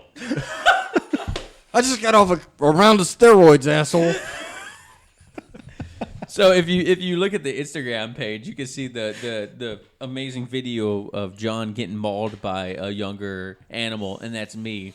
But my right hand is of our first Doberman, Max, who unfortunately didn't even make it to 3 years old because of IMHA, which is inebriated. It's some blood disease. I can't I'm say impressed it. that you just remember that. I'm like, Yeah. IMH, man, Well- that sounds sophisticated. Yeah, Yeah, no, it was a yeah. hard process, right? Like we spent, I think it was like $6,000 to get 90 days. That's a price 90 tag. days out of them, and it was worth every penny. You know what I mean? So it's like one of those things that sticks with them, sticks with you after it happens. But he was amazing, right? Like it's kind of like you said, like he was a bonehead, but he listened when he knew he was in trouble. He knew he was in trouble. You know what I mean? And Blaze is a lot like that now too. But Blaze is so freaking hard headed. Blaze has been growing on Travis. Yeah, he has. Yes, I told you that. I was like, Yeah. as Travis of like, right I now- hate him. I love him. I hate him. I love him. I hate puppies. No, I get you. You know what I mean? Like, I'm so tired because we've had puppies, nothing but puppies for the last 3-4 years. And so when you train one and then something happens, you get rid of them or they die, and then you have to get another puppy, and you're like, you got to train them, right? Like, we had 3 puppies in the last 4 years. That's crazy. That's You know what I mean? So it's like when we got Blaze, I was like, I am so over this puppy stuff. Like, I'm so good. I don't want anything to do with the puppy anymore. He's growing on me. He really is. When I was young, I lived just down the street on this main road. Yeah. And there used to be log trucks going through here. Yeah, they still do. They still go through. Like I remember when they made this speed limit 25 miles. I know why they did that. That's why I thought it was good direction. It was a very distinct car accident. I remember when it happened. Uh-huh. My mom got in 2 car accidents right down here on the corner. So it didn't surprise me when they made this 25 miles an hour through here. But when I was young, I lost several dogs on this road down here. Man, Several it's getting dogs. kind of depressing on the podcast. But No, well, it's a dangerous intersection right here because even when I have to pull out, you go cars around this fly corner. through here. Yeah. it's and I'm 2 like, blind spots. You're literally in the middle of 2 blind spots. Yeah. I see why My the mom's cops been on a post car up on accident it. right down here the same way. You know, somebody was trying to pass somebody and she got nailed. Travis, it goes in the cup. Guys, I Mind your own want damn you all to know business. Travis is on the last sip of rum. First of all, I might be slightly This might be a intoxicated. bad podcast for anyone under the age of 18. I'm going to go ahead and just put the rest of this rum right in here. But I want to say, can we give a shout out to Riley at that last competition? I wish I was there for when she's Bro. doing I heard about it. full-grown I rum. was heard like, about it. I was I didn't coaching. see it. I was I regret coaching not seeing it. kids or something, and I heard a slam that went through the whole gym. And people don't know we hear a lot of slams in the gym. No. But I looked up and then I saw Riley, and I just smiled because I know that she just put someone in some mean ass throw. She's got that jiu-jitsu background. Bro, at you know? 13. At 13, she's got that. That is insane. and she's getting tall now, so she's almost full size. insane. And she threw the women around like they were I nothing. couldn't. Adult women. Yes, adult women Women. ran like they were nothing. And I was thinking, God damn, I'm jealous. Bro, she's going to be unbelievable if she keeps this up. Oh, absolutely. I was like, I wish, it's going to be unbelievable. And me and you sitting over here struggling with people. She's over there running through them. Just running through people. Yeah. But she hasn't wrestled Greg yet. Well, that's true. Yeah, there we go. There's the level. You know what was interesting about Greg is I've always heard that in jiu-jitsu, right? Like, you can be a size in a weight class, and if you're rolling with someone that is the same size in a weight class, but you know more, you know you can compensate, right? But when you deal with someone that is a larger weight class, but they know as much as you do, the jiu-jitsu is kind of negated. You know what I mean? Like, Yeah. what you know, they know. So it's almost like it doesn't work. So it's interesting. I like rolling with the bigger people only because it challenges me. But who knows? Because they are very difficult. Oh, I think he's really getting me ready for this tournament. You know, I think he's going to be a key in that. Is he doing it? No, Oh. no, but he's prepping me. Well, Today was a very educational day.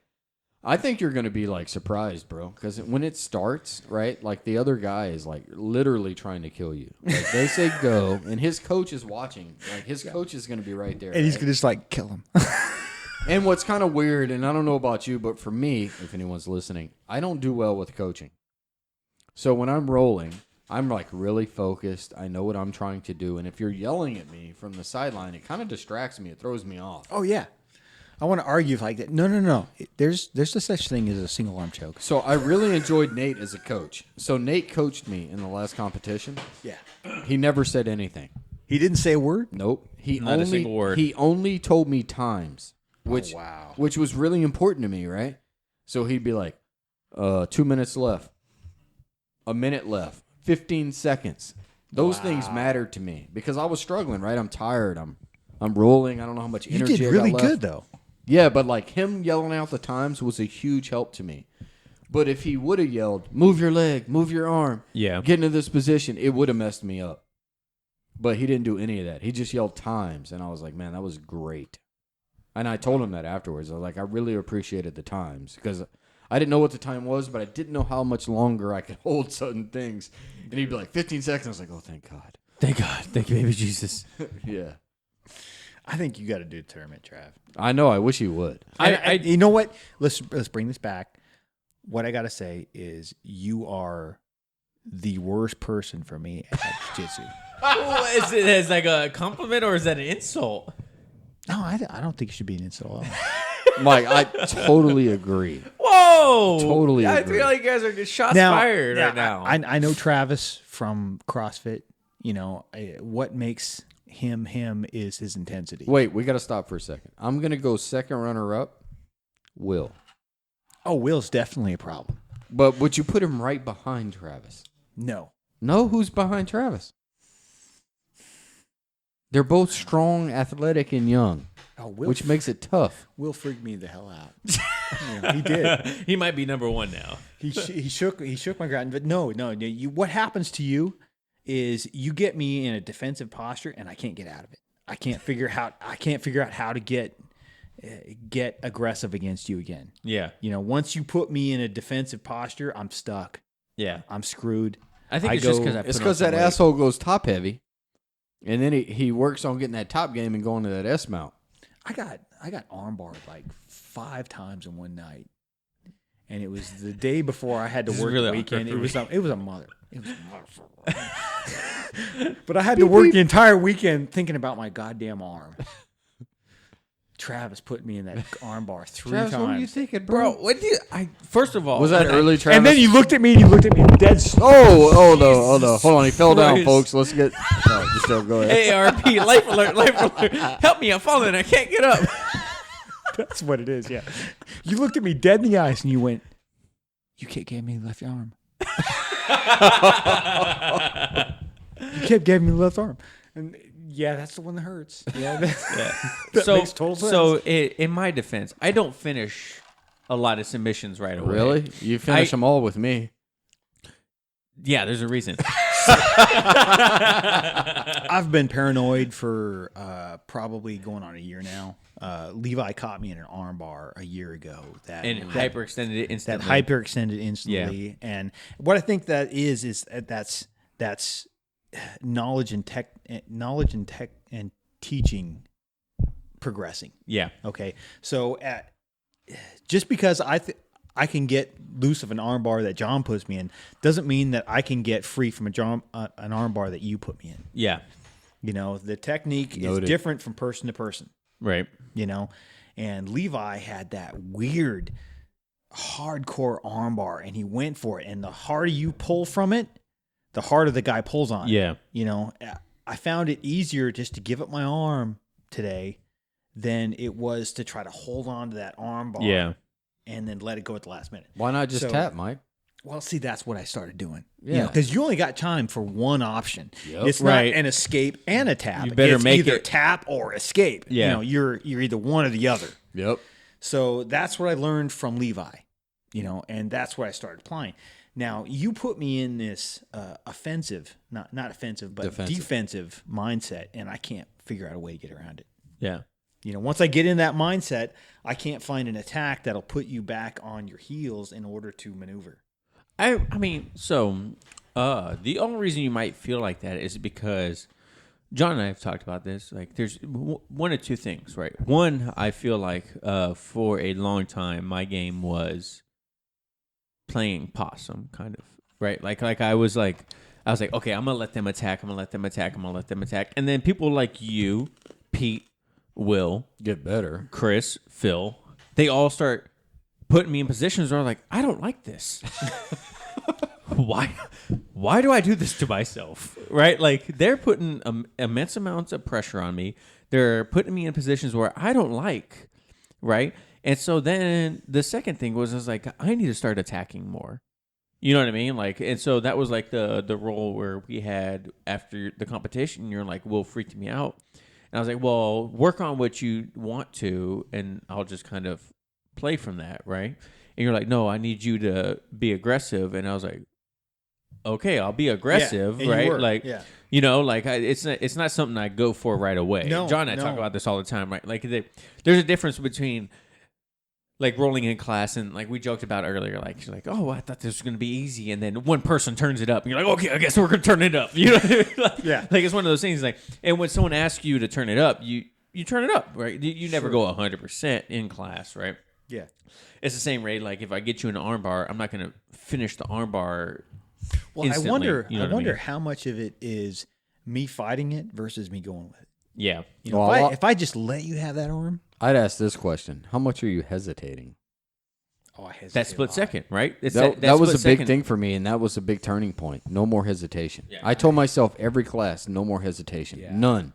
If I I'm think certain about it, I hesitate quite a bit so if I'm thinking about it, I'm doing it. because I don't want to hurt my partner. Don't and hesitate And I anymore. have in the past, maybe not in jujitsu, but before jujitsu, I've hurt people. Try no Not hesitation. on purpose. It's a part. Unfortunately, it is a part of it, and that's the reason why now is like I don't finish submissions right away, I and kind of disagree with y'all on that. Like, because you feel like they should just tap. yes, you should shoot it. Stop hesitating. Stop hesitating. And you know what? They should tap. They should tap. You know what? If they're in the bad position and you're getting it, tap. Yeah, And I used to fight through it and fucking. Oh, sorry about that. that was a big F. Footlock. That was a big bomb. You know what? a big.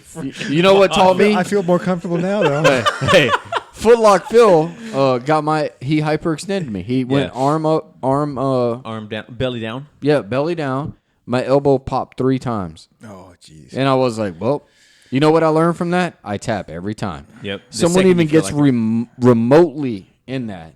I'm not even fighting it anymore. Well, that's the thing. I don't know if me fighting it's making it worse. Like the last one. The you question caught is, me in. why fight Did you it? remember when You I were fighting kinda- it, yeah. I And it was fought- a little bit of belly down. I fought the too. hell of you, and it hurt more because I was fighting it Yeah. than it did that you pushed it beyond what it was supposed to bend Yeah. at. I didn't even, Mike. I'm not gonna lie to you. I remember that armbar. Oh, I know I didn't you even don't. finish it. I know you don't. So, Mike, the question is, And I get panicked and Yeah. just start. And just then you start laid tapping. there, and I was like, "Did I?" No, it was me fighting. it was like- so, yeah, it was so more why like fight tennis. it? They got the position. That's the thing. Just tap. That's the thing. Oh, I was tapping the entire time. Oh, Travis, what were you doing, bro? Get out of here! That was not He true. said he was tapping the whole time. Get out of here! That's not true. You tap. First of all, I've been called air quotes for releasing late on a tap, and I've never once released late on a tap. You know I what think mean? you have several times, actually. I A totally- couple on you, times you got me. on I'm you, like, I might have. Okay, all but right, on all Mike or someone else, I have not. I totally think it's nothing more than your intensity. Yeah, You know, it's something that makes you great. yeah. Well, I appreciate that, man. Thank you. You know, I think it's just something that makes you great. You know, and it's in everything you do. I remember you in CrossFit. I'm not saying things you're that great. push You're you an through asshole. when everybody else gives up. You know, that's something that really benefits you. Was that the microphones or that someone Mike, upstairs? I think you're confusing it with he was like 28 and really strong. Well, I remember him then. You know what I mean? I remember him then. Well, look at him now. He's gosh. like 30 and overweight. I mean, we're getting. Get out. Did I Not tell even you over- about? Did I tell you about when my daughter first saw him? Oh Lord, I'm scared. She pointed Travis out. She's like, look at that nose. What happened to that man? And I'm like, those are tattoos. And this is back before you had tattoos. This is before I had tattoos. Yeah, this is Yep, before I had yep. anything on my body. She was. Yep. She looked at Travis. And goes, what happened to that man? I remember you telling me about that. It's just- I remember it's that. just yeah. tattoos, If you that's guys all have it never is. seen me, I have full sleeves and a hand tattoo. Like basically my upper torso is done. You totally but- freaked Marin out. It was Yeah, great. Yeah. It we were at the YMCA here in Kitsap County, and there was a young girl. She was maybe 2 years old, and she was like sitting next to me with her parents at the YMCA, and she saw my arms, and she like started like outlining and tracing them, and I thought it was super cute, right? Because when I have my kids, right, Charles is too old now to do it, but when I have my kids, I think it's very cute for them to do something like that, like Oh, look at our absolutely. skin and Yeah. like see something different, right? And for them to grow up around it and accept someone looks different, someone's Sure. a little colorful, you know what I Sure. mean? Like it's a difference, you know, in awareness. I think it's super cool, and I'm excited for one day when when we do have our child, and you know, I'm excited to be that old grumpy grandpa that's tattooed that answers the door and like, what do you want to get off the property? You know, what I mean? Let me show you the belly dancer dance. I remember back when I was your age. Yeah. You know what I mean? Or even like the dad that does that, and then like my child comes home with like friends or something like that. And, Yeah. you know what I mean? But I think it's something cool. And when you told me that story, it stuck with me. You know, it's like Yeah. it's cool because it's not like this. The kids aren't doing it in a negative connotation. Well, they're kids. Just curious. Yeah, it's going to come out naturally out of them, and they're just curious more than anything else. Yeah, you started getting tattooed recently. You got your left arm almost completely done now. Yeah, the left arm's done. It was done in, oh gosh, what year is it now? It's 2020, so probably 2016 it was done. Weird to say 2020. I know, isn't it? John's getting Doing more over there. He's getting more booze. He's like playing WWE over there. He just jumped on a table. Like, jeez. He's got such a good creative haircut lately. You notice it looks like a broke man, Mr. T. Like, dude, a fool. You know, I really envy his hairline. I'm not even gonna lie. All jokes aside, for an older man, he does have a great hairline. He's got a great hairline, man. Full head of hair. Look at that thing. Mine may have a bunch of gray in it, but it looks great. Mine is dwindling. You'll appreciate this. Yes, sir. I am almost 42. Where's the bottle opener? Shit, I left it on the fridge. There has not been. Why you do that? There has not been a male in my family since I've been alive that has died. See, there's an upside and there's a downside there. What I'm trying to say is, they're all in their 90s or 100s. Nobody goes. No shit. Yeah. Nobody's lost hair. Nothing. Wow. Yeah. That's a high standard. And I've even got like plastic in my heart. Like no one goes. Like you can't kill him. Modern chemistry. You know, it's a bitch. They'll keep you hanging on forever. Evidently. My dad's dad even had a pig heart, and my uncle that was just down here, he also had something similar to mine, and had to get an implant put in his heart. Still going. Yeah, I got 3 cousins that have implants in their hearts. Yeah, it's crazy. And about every 4 years, you know, we have to have that conversation, and we sweat that operation. But they got it down, you know, at the UW. Sure. At the UW, that's where I went. UW. They got it down, and you know, they're knocking them out. You know, how did that cat get in here? That's Felipe. He's huge. He's a pretty cat. He's only about a year and a half. Actually, one of my favorite cats I've ever met in my life. Yeah, I just went to the dentist 2 days ago, and they were like, I had to spend like 20 minutes talking to the doctor or the dentist who didn't want to do like my dental stuff because of the heart implant, and I was like, I'm good. Like, we are gonna knock this out. I'm basically a cyborg. I'm like, obviously you don't know the stress I go through 4 or 5 times a week. I'm good. We can handle the cleaning. Oh yeah. We can handle the cleaning. We got this. All right, I'm back. We're talking.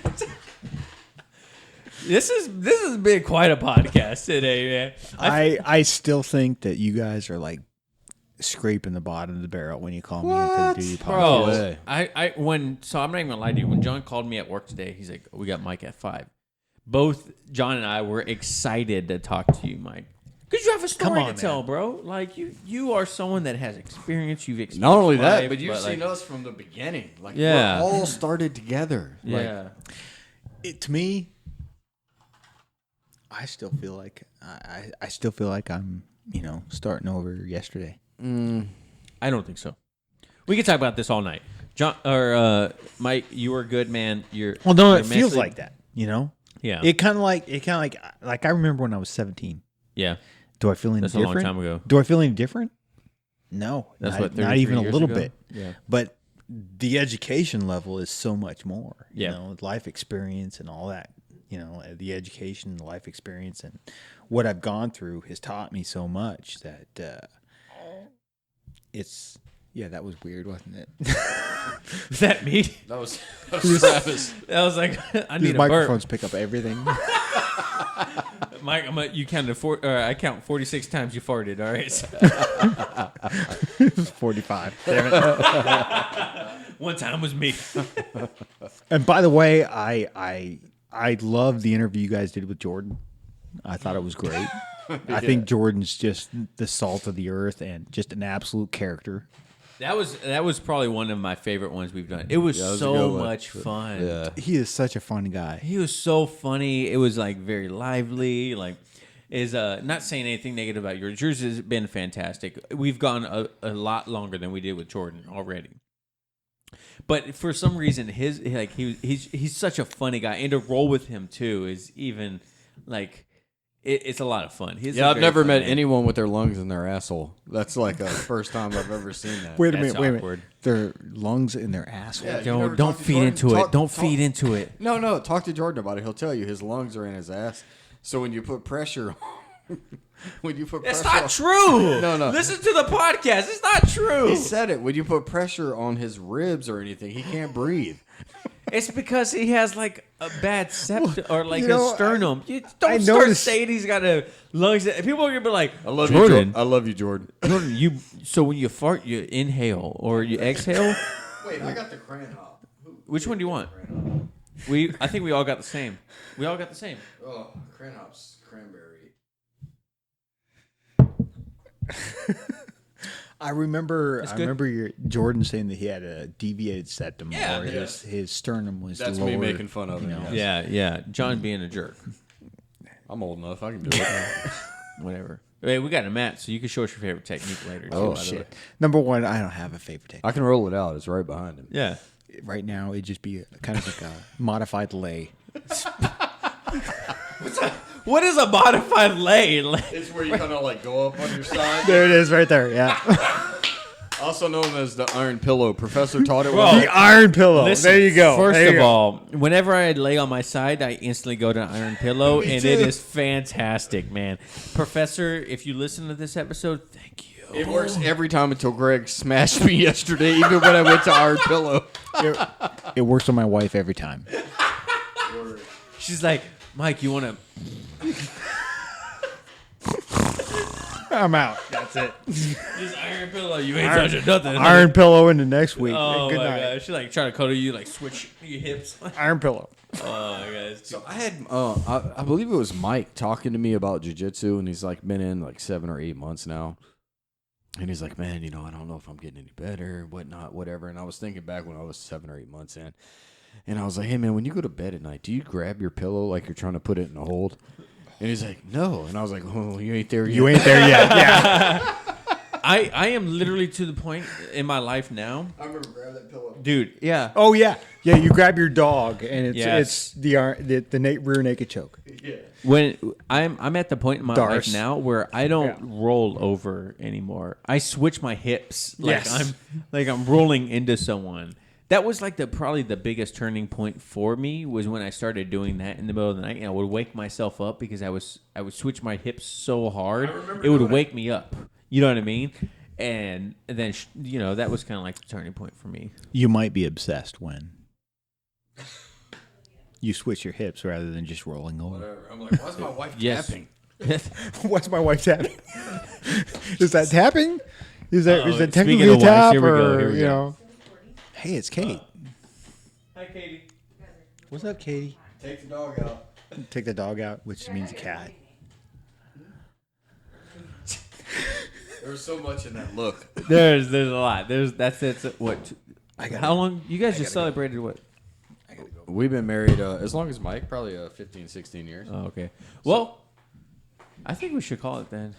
Well, he can't even say goodbye. Oh, we'll wait then. Wait until he comes back. I thought he was saying like he's got to go, like he was up and leaving. No, he said Mike went to the bathroom, guys. There's a bathroom break, but we're not going to stop he's talking. like on half a bladder now. He's like 50. You're literally like 6 feet away from the Yeah, I microphone. know. I thought you were going to say 6 years away from his age. That too. Who's in here? Petunia. Get out of here, Tuna. In case anyone wonders, I also have a frug that is a pug and French bulldog mix, 50-50. And what's her name? Petunia. Petunia. I call her Tuna so much now. She farts a lot. And she's like, We also just got a Labradoodle. Got to be the smartest dog I've had yet.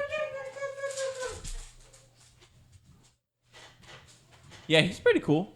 He's a lot softer now than when you first got him. Well, I can, he's almost 6 months old, but I can walk him through the neighborhood in the woods with no leash.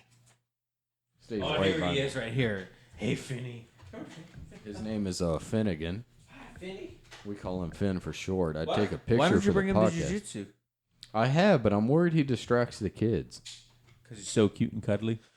Well, I'm there from 4 to our class. Yeah, baby, better take him out. Can we get a picture for the podcast? We talked about Petunia and Finnegan, so we'd like a picture of Get them out of both. here, Finnegan. Get out of here. Call him. Look at the camera, Finny. You gotta get in, Jonathan. This will not be edited out of the podcast. If you guys are listening to this is real time. Okay, we didn't even get into Keegan and his army of millennials. Wait, let's talk about it. What are you talking about? Keegan, first off, Mike, since we went that way, I think he's going to be unbelievable if he keeps up. No with it. doubt. Incredible. No doubt. Okay, I just wanted to go there because I'm But like, for one, he's you got to built for it. remember the one day where he brought I the wasn't there. army of millennials. I don't think I was there. You don't. You I don't think he's a millennial. I think he's like- too young. look at the kid. He's like 21. Okay, yeah, he's like just 21, just 22. standing there, he screams millennial. I'm a millennial, But and I'm that hit- 30. That You know- hit me, hey, you were totally. Do you know he gave me a patch? he gave you a patch? Yeah, wrist locker club. Wrist locker Yeah, club. for all my wrist locks. I would love Cody to see the always badge. talks about wrist locking you. He's like, I love wrist locking John because he always tries to wrist lock me. Oh Well- no, that's awesome. I cannot. Yeah, if you can wrist lock the wrist lock master. Well, I can't compete with It's like Cody. Darsing the Darce match. No, who can? Well, for one, my wrist locks slow him down because he knows I'm going Good for point. him. Good point. Good But point. it still doesn't matter. No, Cody no. is- He's that was- guy. Yeah. Yes. He's that Yeah. guy. I wish I could figure out a way to deal with Cody, but as of today, I cannot. No, neither can I. I've yet to experience that. Yeah. I almost caught him once, but Travis tipped my hand in that rap. Travis that was was like, my he's bad. going there. He's going there. I had I it. said- I had I the said- submission, I but said, Travis John, do ruined it this. for me. And Cody countered it right when I said it. I was like, crap. You ratted him out. I did. And John looked at me and with the look of like his soul was getting crushed. I He's like, had it. I knew what I was doing. And John, this no, you idiot didn't. yelled it. No, you didn't. Don't even start. No, you didn't. I did. No, you didn't. You were. I did. That was awesome. Why are you so mad right now? Bro? I had it. He is an enigma. Yeah. Wait, Cody's been tapped like 2 or 3 times since we started this school. it's been minimal. yeah, at best. right? And he could count every single time by every person that has tapped him, Absolutely. right? Yeah. And so I'm just waiting for that one day, Cody. If you're listening to this, I will get you. I will get you. Me too. We're all sneaking up on you. Better watch it, bro. Here I come. I don't know why we're whispering. You better wear deodorant. I'm like, how do you bend steel that's heavier than you and taller than you and Yeah. longer than you And stronger than and you. suffocating the shit out of me? How do I get him? I passed his guard one time, and I felt like it was like the biggest. Oh no, victory that's of an my life. accomplishment. That's a huge accomplishment. He even said afterwards, he's like, "You just passed my guard." Yeah. He's like, "That was so fast, I wasn't even expecting it." And in my book, I was like, Yeah. Oh, I think we're all like that. I've heard that out of Jared. Yeah, Cody, I love Cody. He wants to have us actually on the podcast. His podcast, the Create Yourself podcast. Oh, quick shout out. If you guys have been listening, we're almost at 2 hours of this one recording. And so if you guys have been listening, you're a dedicated fan. And I would love for you to go over to Cody's podcast, Create Yourself podcast, and subscribe to it and listen to it. It's all about fitness and nutrition and stuff like that and bettering yourself. But he wants to have us, John and I, on his because he's going to do a full setup like we're doing. So it's going to be pretty cool. But he's a great guy, and whenever you go against someone as high of a caliber as an athlete as someone like Cody, everything that you do successful is a victory. Oh, You know what I mean? if you get just the smallest thing on him. Yeah, we always talk about if you don't get tapped by him, it's a victory. Oh yeah. I won. Oh, that's You huge. lost. Yeah, that's a huge mile marker. Yeah, yeah. And Greg, you're following up right behind that. Yes. I'm putting Yeah, you and Cody in the 100%. same Yeah. category right now. Yeah. Same with Professor Do you and remember? George. Do you remember that guy named Justin? That wasn't the 16-year-old that started with us, No. was it? No. The We're one talking. stripe? Wait, the red beard? He was Man, bear, pig? an older guy, and he had a background in wrestling. And Red Yeah, the beard. redhead. Yeah. With the Oh, red yeah. beard. Yeah. He's one of the Man bear one of pig the is what I called ladies. One of the ladies' husbands. Yeah, he's the first person I've ever had. He tapped because he ran out. Are you like shitting the me? conditioning? I don't think so. No, it was me and him. Red beard, nice, luxurious. His That wife sounds CrossFit. like him. Yeah, Yeah. Bigger guy. Yep. Yeah. Oh, Yep. yeah. Yeah. Dude, he smashed me like no other. Yeah. You But probably just got him imagine first. now. I probably got him second, and the conditioning was a little lower. Dude, that guy was ridiculous. Yes. Oh my god. Same time Gabe was going. Him and that guy were going at the same time. We were doing drills on how to stake your legs, and it's like he could own me at will. Yeah. He did There was wrestling. nothing before. I could do. Yeah, he had a he was background one in of the wrestling. ones I averted eye contact with during open match. dude, that guy. So speaking of that, that's a great topic, especially for you, He Mike. he threw Cody around. I remember one night where we were doing the King of the Hill drills, and he threw Cody right off of him. That's funny. Beautiful. And I mean, it's like the whole gym went quiet for just like a second. And on that note, I never avert eye contact. There's just something in my eye. Mike, do you ever avert eye contact from someone you don't want to roll with? Oh yeah, oh yeah. You should know that. Don't You say should what very that- well know that. No, look at me. Oh, I'm looking I'll be like, right oh, at you. first I'll be of like all, this. Mike- Look at me, Mike. Yeah, first of all, Mike comes over to me and he's like, No, "All right, no. Travis, I need you to That's kick my butt." lately. That's lately. Because I know I- I got to get I my am- ass kicked going into this Look. tournament. If I get my ass kicked like 24 times before I go into this I tournament, it's feel going to do me like good. I am not nearly as rough as I used to be. I admit, when No, we you're first not. started, No, you're I was not. rough You're not because I at didn't all. understand. Not at all. I didn't understand my own strength. I You're didn't understand- absolutely correct. You know what I mean? I didn't understand what I was doing, right? But now I'm like, I enjoy just playing possum with people that are, less experienced and just seeing what they know. I let people work a lot now, and I'm sure you do too. Like, especially the newer guys, you'll just let them work. You'll just like play with them and see what they know. I'll get and- my ass kicked by the new guys sometimes. Really? The newer guys, yeah. Really? Yeah, like Keegan has got that. Nah, He's got that triangle I wouldn't armbar put thing. Keegan in the newer guys. Keegan's All right, built I wouldn't for put it. newer- Dude, yeah, that he's he built is for it. Built hands for it. down built for it. Yeah. If you guys, so Long if you limb. guys to Heel hook quickly Phil? describe Keegan. man. Keegan's probably 6 foot. He's probably about 6 foot. He's- maybe. He's built for it. Long Yeah. limbed, skinny. He's probably 6 feet, 160, 60 maybe pounds. 70 Yeah. pounds. 160 pounds, yeah. Just skin and bones.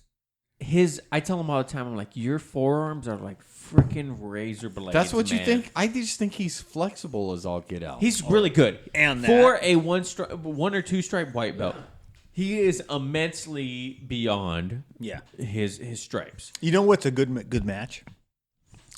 Him and Will. Oh yeah. That's a good match. The immovable object meets unstoppable. Who knows force. who's going to win on that one? Well, first off, I just had a roll with Will like last week, and it was literally Will's ridiculous. It was It's probably, ridiculous. I put you as the same level as Will. Yeah, it was Oh, the no best. way. It was the best The roll. only difference is No. Will is. I don't think younger and I don't think I stronger. got. The only I got difference very is- little on Will, if anything. I disagree. The only difference is Will is younger and stronger. I feel like Will's motor is better.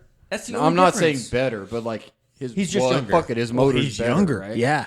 Oh, Me yeah. and him just rolled a week ago, and I was like, that was the best roll I ever had with Will.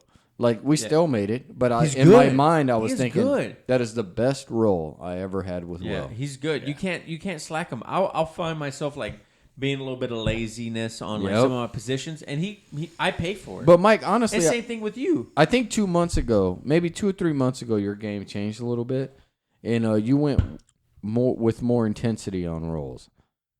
I agree. I would say 2 or 3 months ago. You turned it up on me. Like one roll, I was like, I went to go in half guard, kind of play with it, and then next thing I know, Mike is like smashing my half guard, and I was like, okay, I guess that's where we're going. Good now. example. I tried a new move on you yesterday.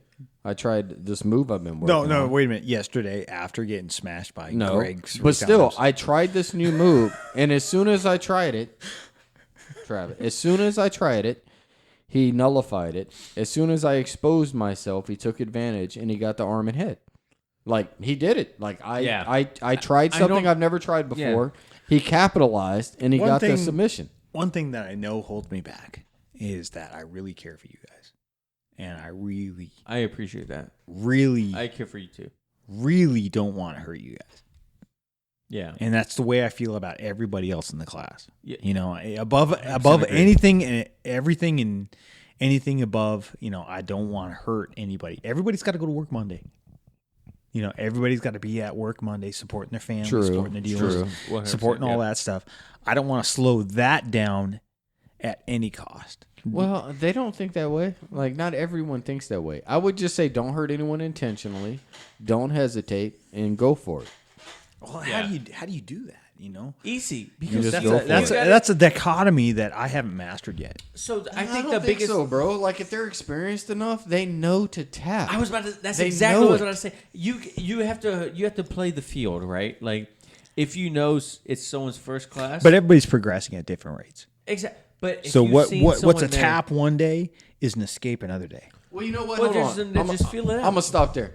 So, you know what? Actually, I don't know if pride goes into it a little bit or not. Oh, of course it does. So, Pride I would. and ego, I'd that probably feeds say in there. 6 Yeah. weeks ago, me and Will were rolling, and I wasn't expecting him to go as hard as he was, and he went for a. I don't even know if he knows he was doing it, but he was going for that belly up armbar, right? Mm-hmm. And you know what? I didn't tap to it, and I probably should have.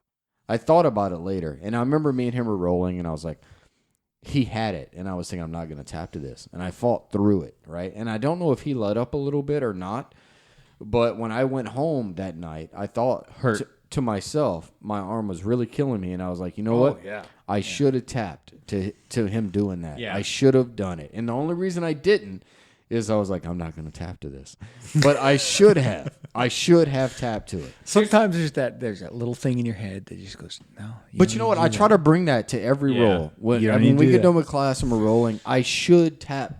If they're in the right position and they're doing the right strength, Yeah, I absolutely. should tap to it. Like, forget Right. what I could Doesn't power matter through. who it is. I just think, like, if they're in the right spot, the right position, they're not trying to hurt you, right? So No, they're not. so just when I throw a wrist lock, I could slam that wrist lock and break Yes. your wrist. Yes. And you'll tap. Yes. But I do it just enough till you feel it and you get out of it. And 9 times out of 10, I get out of it. Yep. And I do that all the time. Right. Because it's torque we're it not to trying to the- break it. to the position that you can Yep. feel it, but not enough that you can't Yep. pull out. And I do that all the time, right? I know if I slam it, you're going to tap because the pain's going to be through the roof, right? Oh, yeah. And I should have tapped when Will did that move, but I didn't. But moving forward, I learned from that, and I'm just going to tap. That's not a... Yeah, it's kind of like you talk about like people progressing at different rates and you not knowing like one thing one week is a tap and the next week is an escape. It's kind of like that self-realization too. Like if they get out of it, now you know next time, oh, they know how to get out of it, so I can turn it up a little bit. Yeah. You know what I mean? Like that goes back to you, right? Like you kind of play cautiously when you're in class because you don't want to hurt someone. I don't think there's a single soul in our school that wants to hurt someone. No, you know what I mean? Like we all have that mutual respect for each other. Yeah. But then you gotta play the boundaries, right? Because they're playing the boundaries. They probably maybe one day they want you to get them in that armbar so they can see if they escape out of it, right? But maybe they want you to put it on a little bit faster if they can, so they can see real time. Well, see, that's the dichotomy right there. Right. You know, is how fast you can put it on them without hurting them. Exactly. Yeah. You know, and how fast can they escape without getting hurt? Right. And so I think it's just a feel thing, right? It's like I think it's experience. I was about to say it's everyone's experience. I was literally about to say everyone's experience. in I themselves, know too. Levi's armbar is vicious and will pop that elbow. Yeah, so you Well, tap the if, second. if they you grab watch it. my blue The belt second, exam, I'm I already believe tapping. I believe I screamed when he put me in it. Yeah. Versus, I'm gonna ease somebody into that elbow, and I 9 times out of 10 end up fighting that armbar because I don't want to slam that back on them. What I usually do is if the second so for you in future, the second the hand leaves the body or grip or safe position, I stop and I slow down. Yeah. You know what I mean? So you get in that position. Well, see, where, there's a trust thing right there. right. Is he going to take that arm and just reef it? Yeah. Or is he going to take that arm and then let off at the last second? Right. But how we establish that trust? But Well, the thing is, I you say just can't- go for it. I mean, Yeah, I was I gonna say, you can't- saw George pull off at the last second. Mm-hmm. and it was a huge relief Well, he's got to all see that him. experience. Oh, he's you know? got huge experience, yeah, and he's ridiculous at his experience. But and I've seen him pull off a dozen times, and he saved my elbow. I don't know how many times, but you got to trust him to do that. Yeah. When do you trust another white belt to do that? Well, I'll tell you right now, No. I've had many a tap outs that didn't happen because I let off at the end. And Yes, they get out off I it. oftentimes But just when I tell end myself, up in that arm when I fight tell and myself just in like, my head, I I that's had okay. that. I had that. Yeah. I really did. I just didn't sink it. But at the end of the day, I go back to. Don't do that shit in the tournament. Just saying for the record. But at the end of the day, I go back There's to another it's point. about you knowing you, Yeah, right? If you know that you're not gonna freaking crank on something because you have this self-realization of I have this. yeah, I broke the hand free. I'm going to ease out of it. So, one, I don't hurt them. And two, they don't hurt themselves because I'm putting it on quick. yeah. Right? So, it goes back to you. It's how comfortable are you in that position? How comfortable are you in that submission? Agreed. You know what I mean? Like, if you know you had it and you just ease into it and they get out of it, is it a loss? No, because you Not kinda, really. Yeah, right. No. It's like there's never losing in jiu-jitsu either, right? But at the Not end with of the day, not with your buddies. no. exactly, right? So it kind of goes back to just like, oh, I had that. I didn't. I If do it that was all tournament, the time, man. All yeah. the time. If it was tournament, I would have snapped that thing too, and maybe even broke their arm. Well, see, the tournament it brings up a whole nother thing. Okay, you're facing a guy with a common interest, of winning, and Bro, you need to hold no guards on of that. winning or jiu-jitsu. Which Yeah. one? There's two different things right there. yeah, Winning or jiu-jitsu. I want to see what the other guy's got. What the other perspective is of him. yeah. No. And He's it got takes a quick he's second got another to see what it is. Well, you gotta know. Mike, Yeah. I'll tell you right now, if you play that passive, you're going to be injured. Oh, I don't think you can. But can I turn it up at that moment? I'm going to tell you right now. I think you could. You're going to have a millisecond.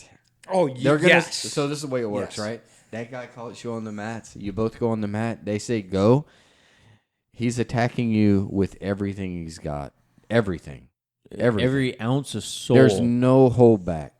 So I'm going to tell you right then and there, Yeah. your decision is go But on then your again, back. Go on your back. He weighs generally what I weigh. Yeah. He knows generally what I Someone's know. about to get a text message.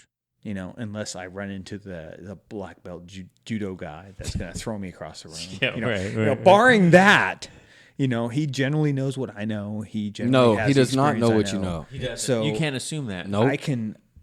Well, We found out- I prime think I'm example- at the top of my class, right? We found it. What's a Casey Katami? Let's see. There you go. You've Side done control. it. It's side I control. have reverse done it, side yes. control. Yes. Right? Reverse side control. Yes. How many people have we talked to that does not know? Never what a heard Casey of it. Katami You know is? why? Because that's a judo move. Really? Not Exactly. jiu-jitsu. They have no idea what a Casey Katami is, or they've never been in reverse Yep. side control. That's a judo move, not It's a jiu-jitsu. judo move, right? So that's prime example, something that someone else might not. It's true. Point taken. But You know what I mean? I'm going to warn you right now. No hesitation in the competition. No. I'm going to tell you right now, do not go on your back. Use everything you got in that body to Well, not you go know on your me, back. and I don't like to give it the high ground. Well, don't do it. Don't do it. No, Oh, no. I don't intend to. The biggest thing I could say, I've never been in a competition before like John has.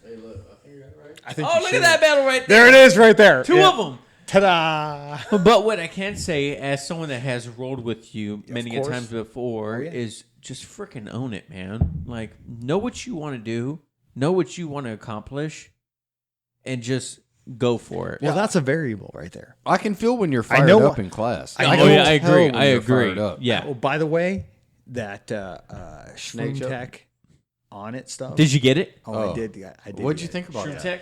No, I love it. Because Is your brain it like, doesn't it doesn't wind you up. Yeah. You don't get the jitters with the coffee thing, as you do with that. Right. It's really smooth and it kind of brings you into focus rather than send you over the jitters. Goddamn. So, Joe Rogan, if you want to give a shout out to our podcast, we be greatly appreciated. See, I didn't want to mention him, NBD. but that's my go-to guy. Yeah, you know. you and me both. I got like a shelf full of How can you not love that pharmaceuticals up guy? there. Well, he's amazing. He's in his mid-50s. He's probably like got one of the hardest kicks that I've ever seen. No, he literally has the hardest hardest strike registered at the UFC compound. Granted, but he can't do what you two can do. I don't know What's about that. You know, he's never had a career in anything that is worth a shit than anything. Well, I'll tell you what. Outside of like combat You know, sports, you have like- been in the Navy. Yeah. And you have been in the Navy. Correct. And you have served your country loyally and to your contract. And you have moved on and you have gotten a career. I think we both did 8 years, right? You've done your Yeah, thing. I did. you know. No, I did about So, 7. you know, what I'm Yeah. saying is that you've held up your end of the deal. Yeah. You know, just like him. You know, what I see out of him is I see him holding his end up of the deal, and I see you guys holding up your end of the deal. To me, he's an equivalent, you know, and I appreciate that, he's man. just made his way in a different way. I appreciate that. Because we definitely see him kind of as a role model. He's Oh, amazing. who doesn't? You know, like, one, he's a very humble man. And he's a real. Like, he real. talks about all the stuff we all deal with, right? Things that, so he has one point of view, and then he also talks about the positive and negative sides of his point of view. You know what I mean? Like, nowadays, that's not a thing. Well, you got to get into the opposite side of what you think. I agree. I love talking to people. John Like and you I guys, love not talking to once people. have brought up weed yet. I mean, we can talk about That's it. because we're federal employees. Okay, we're going down that road. All right. All right. Well, shit. Let's talk about it. All right, here we go. Let's stop for a second. Hold on. Marijuana. All right, Mike. Let's talk about it. Not that I've ever done Marijuana. it, ever. All I've right. never. So let's. Legitimately, I've never smoked marijuana. So wait, stop, Mike. Let's talk about smokers Okay. versus edibles. Not that I've ever done either. Well, then how but- can you talk about him? Well, check this out. Look, he's Wait, winking listen, at you with listen. both eyes. If you called a smoke, you get high, right? Totally different. If you eat it, You don't get high? no, you do, but it's more intense because your liver creates an enzyme. No, there's a difference. I get where So you're going if you there. smoke Yeah. or you eat, if you eat is I would put the equivalent as your 20 times more intense because when you eat it, you create that new metabolite I have no idea what they're and talking you about. hallucinate. No, he's got a point. And you hallucinate. You know, eating versus smoking. Yeah, I know One the goes difference. through I the know. electric. Never one done goes it through your myself. lungs, Never done one it goes through myself. Through the digestive system. Someone's very. But I've done a lot of research on it. But I will say this, right? I don't drink. I'm smashed. Yeah, there you go. But let's talk about this for a There's second. a self-realization. So for jiu-jitsu, Oh, shit, yeah. wait, guys, for jiu-jitsu, Jitsu. they talk about CBD. CBD. That is all over the place. That is non-hallucinogenic, right? Yeah. It is a non-THC, and it's supposed to help with your joints. Now, for someone that's 42, Mike is in his 50s, Yes. I feel every joint in my body. So if there is some chemical out there or a natural byproduct that will help with my joints, I'm all in. Okay, I'm on the joint warfare and the krill oil. Krill. Because Yeah, I do that. It seems to affect it almost damn near immediately. Oh, that's amazing. And the relief is immediate. I mean, within days, it's immediate. You'll have to send me that. So for those And that I don't don't. know, You've seen me. I don't tape my fingers. well, I'm a federal employee. So if I do anything that is THC, CBD, I could be fired. sure. So yeah. it's definitely federal. a no on Yeah. our It's federal. zone. So Yeah. I don't do any of that. But with that being said, my joints are on fire. So if they got something that would help alleviate that, I would be interested. That was immediate. That was hardcore, and Hmm. it's good.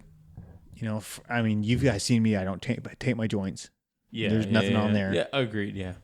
You know, I've had problems before, but the second I get on that and it's steady, it goes away immediately. So I don't have so personally, I've never smoked weed or done edibles or Christ. anything Okay, like that. let's go down that road. You know, and the only reason we haven't really talked about it is because we don't. It's kind of one of those touchy subjects. You know So- what I mean? Like, but, Excuse me. Goddamn coronavirus. okay, I'm about So- to die. I'm about to die. We're out! So, how often do you drink? Not too Maybe 2 often. or 3 times a week. Pretty Maybe much 2 the or 3 times a week. podcast. Yeah. All right. So just a couple times a week. Yeah, just Okay. maybe. So weed, I may do it every 2 weeks. I'm not so if honestly, What we're saying is we're hamstrung. Yeah. Because you have the government behind you. I'm not saying that I'm against it. Okay, I've passed I'm not- 3 drug tests. You're holding up 4 fingers. 3. I could, yeah. At this point, that could happen. Yeah, that's entirely possible. 3 drug tests. Wait, oh my. 3 drug tests and 4 Not finger naming tests. any days, but were you at our class the other day when someone was high as Someone a would kite? smell like straight, like they had. Oh no, I was there. marijuana, Yeah, I was know. there. I'm not sure who it was. I have a good guess. I have a good guess. Yes, I was But like, holy I ain't shit, gonna they name smell him. like a he was park new. farm. I give it to him. He was new. So you say he and I say she. I would say So they. we don't agree. I would say they. So they, I don't know. But Someone smelled like a fucking pound of marijuana. I gotta say, it was awesome. It was. It was. So I know a couple people that roll with us that do edibles before we roll. Sure. And I don't know how they do it. So when I was in Guam, It affects like, everybody no way. differently. It affects everybody differently. When I was in Guam, some of the CrossFit coaches that I grew up around, they were islanders, and they would talk about, they were like, yeah, we smoke weed before we come to class. On occasion, And I'm like, wait, But what? you gotta- They're like, you yeah, gotta- if I coach, to calm me down, I'll smoke a joint or whatever, and then come to class. I'm like, what the hell? You gotta do it for the right reasons. yeah. I agree. Okay. Pain relief is a great reason. Pain relief is Stress. a great reason. Stress, anxiety. Now I deal with anxiety a lot. Do you? You Yeah, seem oh, yeah. really even keel for that. That's because I'm a good actor. That's interesting. Nothing more than a good actor. That's it. Weed, about once every 2 weeks, we'll take that away. Edible or smokable? And it's generally for the kids. Because Edible. when I get home, I still got work going on. But I'm are you still, eating Wait, you or give your smoking? kids weed? I'm still pissed. Wait, but is At it the son is it didn't edible? get the goddamn thing hooked up like you're supposed to. Edible You know or- that story. Edible or smokable? I go smokable because I don't trust edibles. No, you should go edible. Why don't you trust edibles? I'm not saying that's right. I'm not saying that's not right. Edibles might be the thing, but the fact is that I don't trust people. I mean, when you get the weed, you can see the flower, you can see what's in it, and they got a list of what they added to it, and you can see everything. on Okay, there, so think about it differently. What if you took that flour and flour. you decided to make a brownie a brownie. with that flour? Okay, So you're but gonna- that's the difference right there. You're making the flour into a brownie. You're just baking it. Yes, you're just You're baking. just breaking it down. Yeah, when you do it, that's different than when somebody else is doing it in a factory somewhere else, True. years True. away. True. You don't know what they're doing with it. What they're adding to it to make it preserve the distance into. To be clear, just clear right now for a second. that's gonna I be have hard. no That's a bold problems statement. with anyone that smokes Oh, weed no. or ingests weed for this simple reason. The shit you're getting from the pharmaceutical company is way worse than anything you're going to do that's organic. Well, that's the problem, isn't it? Right there, it's the things you don't know about. Like cigarettes. Nicotine itself is a stimulant. Yes. Okay, everything else is shit, but the nicotine itself is a useful product. But everything else, all the formaldehyde, all that crap that you get into your lungs beyond that, is going to kill you. But just the nicotine, on occasion, is not gonna hurt you at all. Always cracks me up. Pilots, for instance, right, that fly long missions, they're technically, legally doing speed. Are they really? Yes. They take a pill that keeps them up for 24 hours. Why wouldn't you? They wear a diaper that they poop and pee in. Really? Yes. Should be uncomfortable. So if you go on a flight mission, right? Say you're in the Persian Gulf and you need to go bomb some shit, you're going to be in the air for 8 to 10 hours, right? And it's probably going to be at midnight when most people are sleeping. How do you think they stay up? Where do you think they go to the bathroom? Because there's not one on a bomber or whatever F-14 Tomcat they're flying. They have to go in their suit and they have to take pharmaceuticals. Sure. I can't imagine that.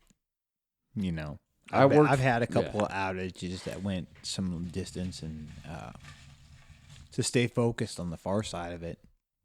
These chips are delicious. I got it from you chomping down on them like a cow in the field while we're talking. They are actually pretty good, but it's hard for me to understand what they're facing on the far side of that, especially when it comes to stress and the bombing missions and all that stuff. That's awesome. It reminds me of the Cookie Monster on Sesame Street. You know what, Mike? What I'm saying, what's interesting to me is grown adults. I think the government could probably relax and let people do what they deem necessary. Well, you got to trust your employees. Yeah. You know, I trust my guys. My guys are top notch. You know, my guys make $80 an hour, and they are top notch. Do you feel I like know he's they are. pitching us every time he says that? Look, I'm a welder. Okay, I get it. I'm not an You want me to electrician, be an but fuck, I'll electrician. $70 learn. an hour. Do you remember that? Have you ever seen $70 an hour? I have not. Holy shit! It sounds Not even amazing. overtime. Oh wow! I mean, that's straight pay. You should see what they make on overtime. Oh, don't even tell me that. It's horrible. There's a reason why I don't like pushing things on overtime. It's a big loss as a business owner. We just went union this year. Which is surprising to me. Not to me.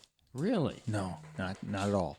No, because you want to have a group of people you can pull from versus just a couple guys. Even though our guys are solid and they're hardcore, you want to have that backing.